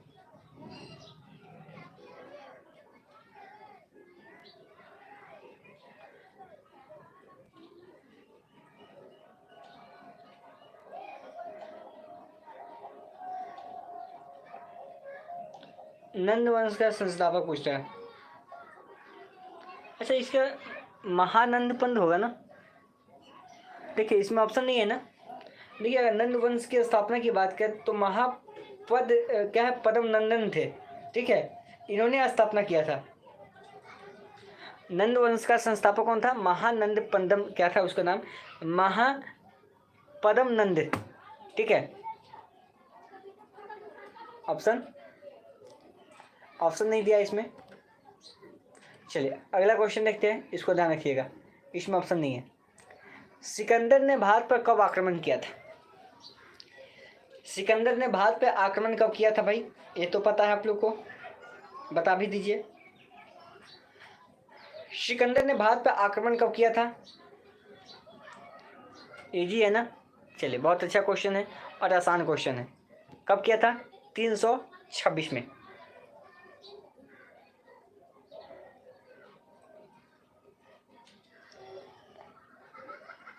क्या होगा? 326 में, ठीक है। चलिए अब आप लोग बताइए, 50 क्वेश्चन और आपका बचा हुआ है इसमें।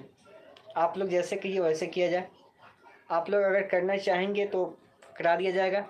100 क्वेश्चन तो आपका कंप्लीट हुआ। टोटल हम 150 क्वेश्चन इसमें लगाए हुए हैं, लेकिन हमने आपको 100 का ही ऊपर दिया है कि 100 ही क्वेश्चन कराएंगे। तो 50 क्वेश्चन और इसका इसमें बचा हुआ है। जैसे आप लोग की राय होगी वैसे किया जाएगा। चलिए और लोग भी आप लोग थके नहीं है ना? नहीं, एग्ज़ाम का डेट नहीं बढ़ेगा। अब एग्ज़ाम का डेट कहाँ से बढ़ेगा? आप लोग थके नहीं है ना? समय कम है तो फिर हम हिस्ट्री को छोड़ देते, 50 क्वेश्चन करा देते, तो फिर हिस्ट्री को हम नहीं रखते इसमें, फिर दूसरा टॉपिक लगाते।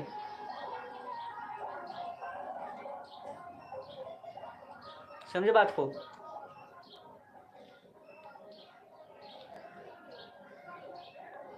चलिए मुझे लगता है कि आप लोग बस, कोई दिक्कत नहीं, ठीक है, तो रहने देते हैं। आप लोग क्या करना इसमें, आप लोग क्या करना, हम आपको दे देते हैं इसका PDF, आप उसको देख लेना वहाँ से, ठीक है। आप उसको PDF के माध्यम से वहाँ से देख लेना। 50 क्वेश्चन है, इसका PDF हम आपको शेयर कर देते हैं। कोई दिक्कत? चलिए बताइए। देखिए नंद वंश का अंतिम सम्राट कौन था? हम दे देते हैं आपको।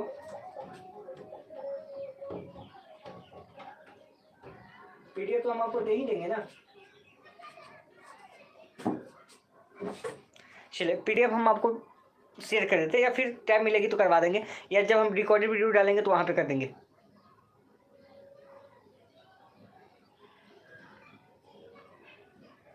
चलो एक चीज़ कर देते हैं, इसमें 50 क्वेश्चन हम छोड़ देते हैं, ठीक है। हम वीडियो इसका अपलोड करेंगे, क्योंकि हमने आपको कहा था 10-10 मिनट की वीडियो, क्योंकि लाइव क्लासेस भी तो कंटिन्यू देख रहे हैं, 1.5 घंटे से कंटिन्यू बोल रहे हैं इतनी गर्मी में। और मजबूरी क्या होती है ना, कि हम फैन भी नहीं चला सकते। समझे बात को? समस्या होती है कि अगर फैन चलाएंगे तो फिर डिस्टर्ब होती है क्लासेस। अब इतनी गर्मी में आप देख सकते हैं। चलो PDF लेने के लिए आप वीडियो के डिस्क्रिप्शन में जाएंगे, वहाँ पे आपको टेलीग्राम चैनल मिलेगा, उसको ज्वाइन कर लेंगे, आपको वहाँ पे मिल जाएगी। वहाँ पे एक क्विज ग्रुप भी मिलेगा, आप वहाँ से कर लीजिएगा। चलिए कोई बात नहीं, आप लोग करना चाहते हैं, देखते हैं कितने लोग हैं। चलिए करवा ही देते हैं। चलिए करिए, 50 क्वेश्चन कीजिए, कोई दिक्कत नहीं है। आप लोग बस लाइक ठोक दीजिए, ठीक है। आप लोग क्या कीजिए, लाइक ठोक दीजिए। PDF कहाँ मिलेगा हम लास्ट में बता देंगे, बस हमारे अंदर एनर्जी आ जाएगी। कोई बात नहीं, इतनी गर्मी है तो क्या हुआ, हम करवा देंगे। चलिए बताइए। अनुराधा बोलिए सर AC चला लीजिए।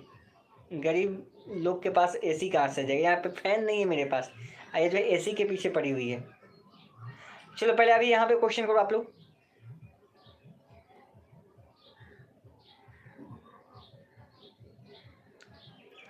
चलो क्वेश्चन करो आप लोग, 50 क्वेश्चन करिए। नंद वंश का अंतिम सम्राट कौन था? अगर जरूरी पड़े तो आप 1 मिनट समय थोड़ा सा रेस्ट ले लीजिए, ठीक है। अगर आप लोग थोड़ा सा प्रॉब्लम है तो कोई भी दिक्कत नहीं, 1 मिनट का समय हम आपको देते हैं, थोड़ा सा बात कर लीजिए ताकि माइंड जो फ्रेश हो जाए। यही नहीं कर सकते हैं, देखिए कंटिन्यू पढ़ रहे हैं तो 1-2 मिनट आप रेस्ट ले सकते हैं, ठीक है।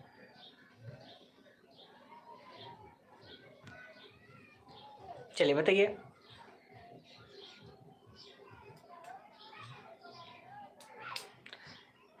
ठीक है ना। चलिए कहाँ मिलेगी, चलिए हम तब तक बता देते हैं। देखिए हम क्लास अभी इसको कंटिन्यू करेंगे, ठीक है। क्लास को अभी कंटिन्यू करेंगे, ध्यान रखिएगा। 50 क्वेश्चन और करवाएंगे, समझे। और लेकिन उसके पहले हम कुछ इन्फॉर्मेशन दे देते हैं कि PDF कहाँ मिलेगा। जो लोग PDF को प्राप्त करना चाहते हैं, आप क्या कीजिएगा, वीडियो के डिस्क्रिप्शन में जाइएगा, ठीक है। वहाँ पे आपको टेलीग्राम का नहीं मिलेगा, कोई दिक्कत नहीं, हम आपको यहाँ पर नंबर लिख देते हैं, ठीक है।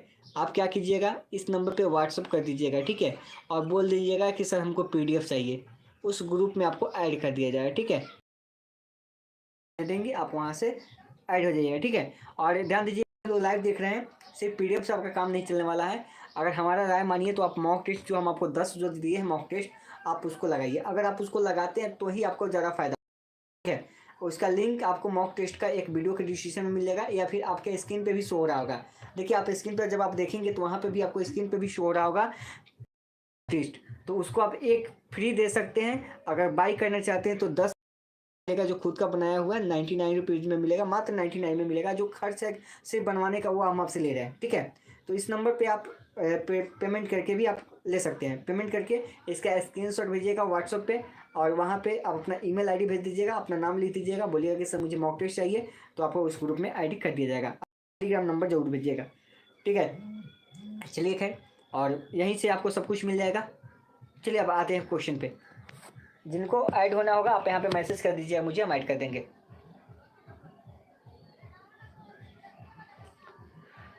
चलिए देखिए, जो 10 मॉक टेस्ट हम आपको दे रहे हैं वह पिछले 4 से 5 वर्षों पे जो क्वेश्चन पूछा गया आधारित है, उन सभी का मिक्स है।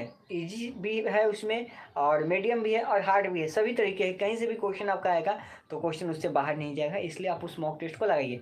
आपने यूनिक का लिया होगा, आपने उसके अलावा किरण का लिया होगा, बहुत बनाया होगा, बहुत एक्स्ट्रा 200-250 रुपये खर्च किया होगा। मात्र आपको 99 रुपये खर्च करना है, जो कि आपके बहुत ज़्यादा फायदे के लिए है। आप उसका रिवीजन भी कर सकते हैं, टेस्ट भी लगा सकते हैं, बहुत सारी सुविधाएं आपके लिए है। आप एक मॉक टेस्ट लगा के तो देखिए, वीडियो के डिस्क्रिप्शन में मिल जाएगा। चलिए अगला क्वेश्चन आपके सामने है कि नंद वंश का अंतिम सम्राट कौन था। चलिए आते हैं फिर से क्वेश्चन के ऊपर रिटर्न, और बताइए कि नंद वंश के जो अंतिम सम्राट था वह कौन था। नंद वंश का अंतिम सम्राट था वह कौन था भाई, वह था घानानंद। कौन था, घानानंद था नंद वंश का अंतिम सम्राट, ठीक है। Option number B. थोड़ा फास्ट चलेंगे अब। अगले क्वेश्चन, विश्व का पहला गणतंत्र वैशाली में किसके द्वारा स्थापित किया गया, ठीक है। तो फास्ट चलिए, बहुत सारे क्वेश्चन बाकी है अभी। आप विश्व का पहला जो गणतंत्र है वह वैशाली है, वह किसके द्वारा स्थापित किया गया,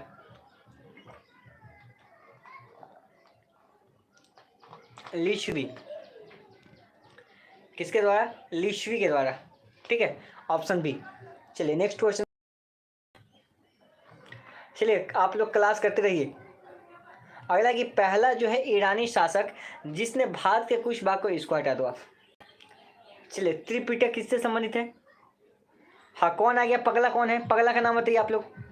चलिए पगला का नाम बताइए फटाफट, पगला का नाम बताइए 1 मिनट में। उसको कौन है पगला का नाम, अरे पगला का नाम तो बताइए आप लोग। चलिए बताइए इसका क्वेश्चन का आंसर। ये तो त्रिपिटक जो है बौद्धों से है ना। क्या हाल है बबलू, यही संस्कार आपको मिला है, आके दूसरे को डिस्टर्ब कर। चलिए अगला क्वेश्चन तब तक कीजिए, तब तक हम बबलू को बाहर भेजते हैं। बबलू को हम उसके भाई डब्लू के यहाँ भेज देते हैं, ठीक है। आप लोग क्वेश्चन का आंसर कीजिए, तब तक हम बबलू को उसके भाई डब्लू के यहाँ भेज देते हैं। चलिए अगला क्वेश्चन है कि किस शासक ने बौद्धों के लिए जो विख्यात विक्रमशिला विश्वविद्यालय था उसकी स्थापना की थी, ठीक है। सेकेंड बबलू, 1 सेकेंड, रिमूव हो गया। आई हाइड यूजर फ्रॉम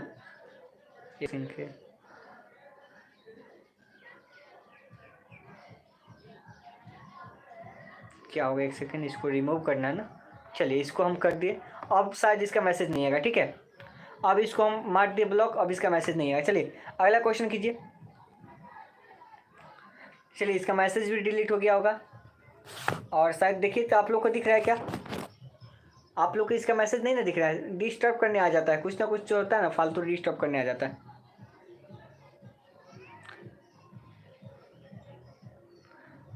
चलिए अब हो गया ना, अरे आप लोग भी ना। चलो इस क्वेश्चन का आंसर दो। क्वेश्चन नंबर कितना है, 105 है। इसका राइट आंसर हो जाएगा ऑप्शन नंबर बी, यानी कि धर्मपाल, ठीक है, धर्मपाल हो जाएगा। चलिए अगला क्वेश्चन आपके सामने है कि महावीर का जन्म जो है किस क्षत्रिय गोत्र में हुआ था। महावीर का जन्म जो हुआ था वो किस क्षत्रिय गोत्र में हुआ था, ये बताइए। किस क्षत्रिय गोत्र में हुआ था, ये बताइए महावीर का जन्म। अब नहीं दिखेगा, अब चला गया, उसको परमानेंट डिलीट मार दिए। अब वो दूसरा आईडी बना के आएगा, उस आईडी से नहीं आएगा। महावीर का जन्म जो है किस क्षत्रिय गोत्र में हुआ था, तो इसका राइट आंसर हो जाएगा ऑप्शन नंबर सी, यानी कि किसमें, जात्रिक में। ठीक है, किसमें, जांत्रिक में। किस क्षत्रिय गोत्र में हुआ था, जांत्रिक में हुआ था, ऑप्शन नंबर सी। अगला क्वेश्चन है कि महावीर की माता, ठीक है, महावीर की माता कौन थी, महावीर की माँ की नाम क्या था, ये महावीर की माँ का नाम क्या था।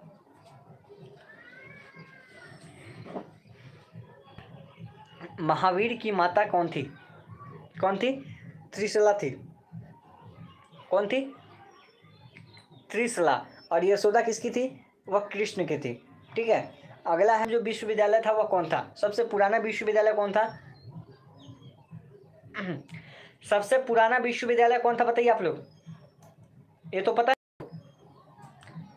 सबसे पुराना विश्वविद्यालय नालंदा था। कौन था, नालंदा। सबसे पुराना विश्वविद्यालय नालंदा था। चलिए अगला क्वेश्चन देखते हैं भाई। अगला क्वेश्चन आपके सामने कि भगवान महावीर का प्रथम शिष्य कौन था।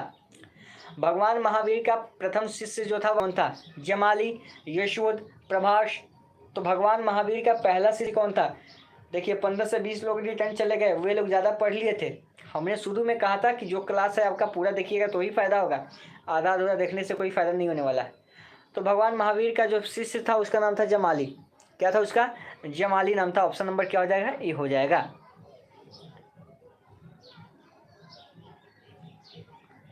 चलिए अगला क्वेश्चन आपके सामने है, क्वेश्चन नंबर 110। आजीवक संप्रदाय के संस्थापक कौन थे।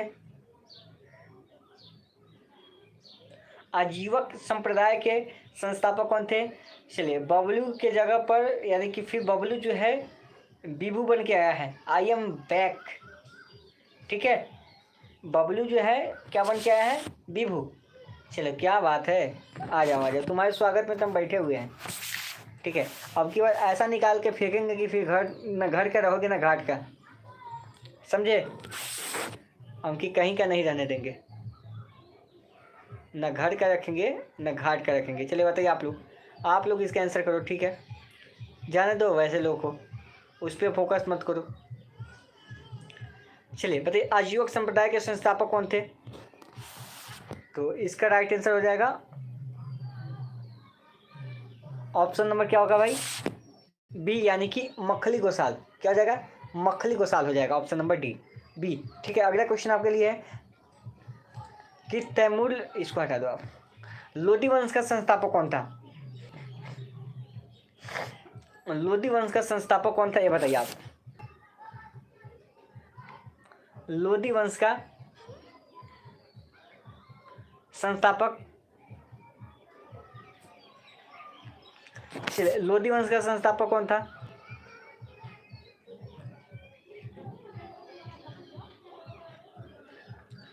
लोदी वंश का संस्थापक कौन था, बहलोल लोदी। चलिए बहुत, कौन था, बहलोल लोदी था। लोदी वंश का संस्थापक कौन था, बहलोल लोदी था। चलिए सिन्हा यहीं पे है ना, रोहित और सिन्हा कहाँ है। अच्छा एक सेकेंड, और रोहित और सिन्हा कहाँ पे है। चलिए अगला क्वेश्चन दीजिए, महमूद गजनवी किस वंश का शासक था। महमूद गजनी जो था किस वंश का था बताइए।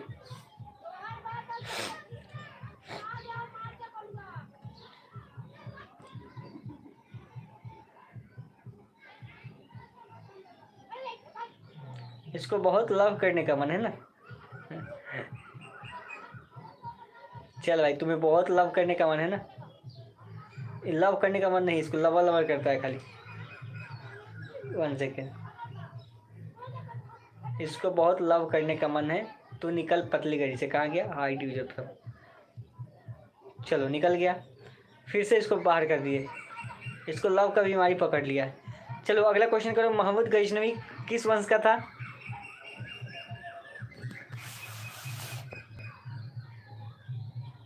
चलो कर अगला क्वेश्चन करो आप लोग। इसका राइट आंसर हो जाएगा ऑप्शन नंबर क्या होगा, ए, यानी कि यामिनी वंश का। महमूद गजनवी किस वंश का था? यामनी वंश का था, ऑप्शन ए। अगला कि शून्य की खोज किसने किया था? ये तो पता है आपको। चलिए, शून्य का खोज किसने किया था? नहीं, चला गया, अब नहीं आएगा। अब उसको पतली गली से भेज दिए। शून्य का खोज किसने किया था भाई?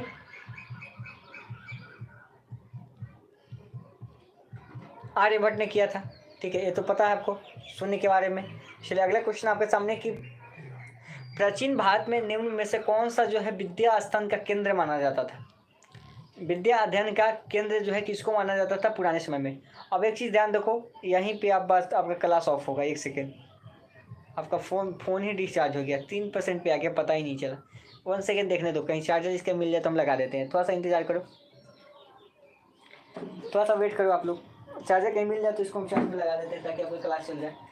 आप इंतज़ार करो तब तक, 1 मिनट आप लोग। फ़ोन ही डिस्चार्ज हो गया। इस क्वेश्चन का आंसर करो तब तक हम आ रहे हैं।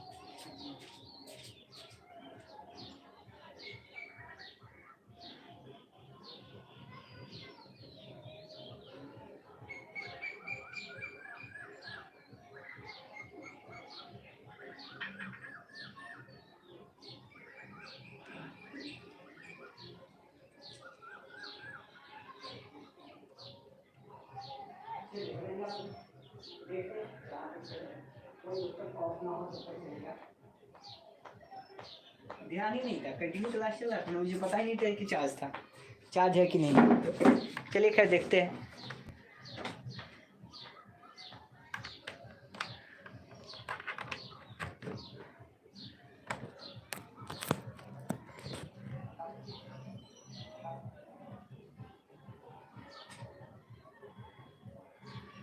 चलिए, कितना परसेंट हुआ? चलो कोई बात नहीं। देखिए, प्राचीन भारत में कौन सा विद्या अध्ययन का केंद्र था? वह था कौशाम्बी था। क्या था? कौशाम्बी था। कौशाम्बी होगा, कौशाम्बी सभी नहीं होगा, कौशाम्बी था, सिर्फ कौशाम्बी था। चलिए, अगला क्वेश्चन आपके सामने है कि किस विदेशी यात्री ने भारत का दौरा सबसे पहले किया था? किस विदेशी यात्री ने भारत का दौरा सबसे पहले किया था? अच्छा, सिन्हा आप है ना, आप मॉडरेटर थे ना बीच में, क्या आपके पास ऑप्शन नहीं है उसको हटाने का? सिन्हा, मेरे सवाल का जवाब दीजिए आप। या रोहित है या सिन्हा, दोनों में से कोई।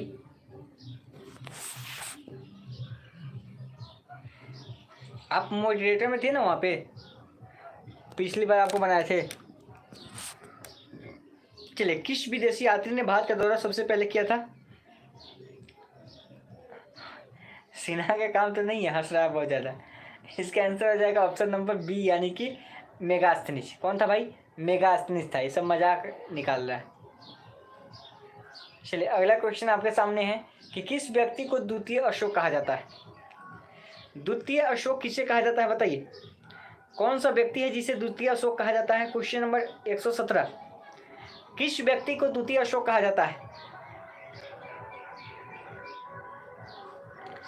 किस व्यक्ति को द्वितीय अशोक कहा जाता है बताइए। क्वेश्चन नंबर कितना है आपका? आपके सामने 117 नंबर क्वेश्चन है। बताइए कि किस व्यक्ति को द्वितीय अशोक कहा जाता है?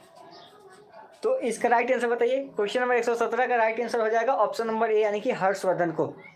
देखिए, हर्षवर्धन को द्वितीय अशोक भी कहा जाता है, ऑप्शन नंबर ए हो जाएगा। चलिए, अगला क्वेश्चन आपके सामने कि हर्षवर्धन अपनी धार्मिक सभा कहाँ किया था? हर्षवर्धन अपनी धार्मिक सभा जो थी उसकी, वह कहाँ किया करता था हर्षवर्धन? प्रयाग में, वाराणसी में, मथुरा में या फिर पेशावर में? तो हर्षवर्धन अपनी धार्मिक सभा कहाँ किया करता था बताइए।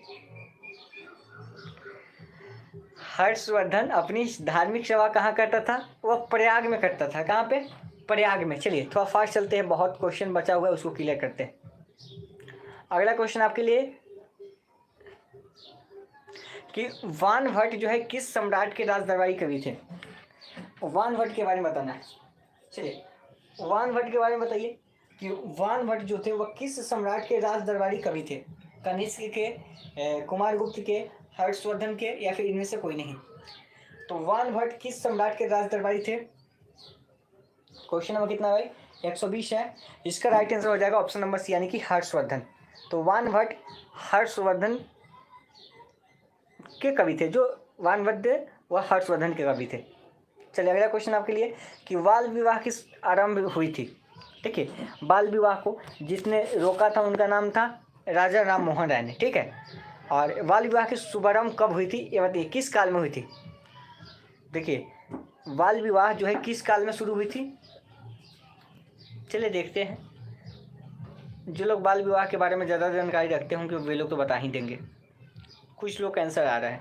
ठीक है, मौर्य काल तो बाद की काल है। ठीक है, यह गुप्त काल से ही चलती आ रही है बाल विवाह, समझे, गुप्त काल से ही चलती आ रही है बाल विवाह।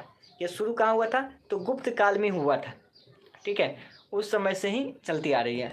चलिए अगला क्वेश्चन है, सोने के सर्वाधिक सिक्के जो है किसने जारी किया था,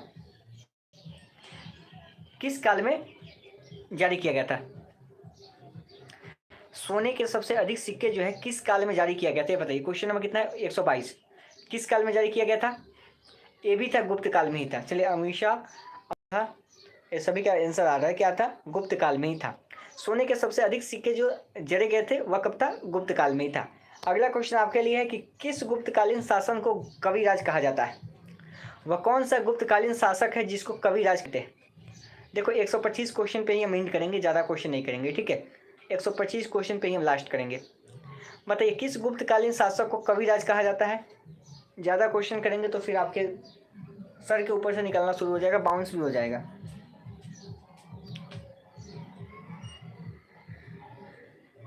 चलो 125 क्वेश्चन रखेंगे हम लोग। किस गुप्तकालीन शासक को कविराज कहा जाता है, तो इसका right answer option number C यानी कि समुद्रगुप्त को।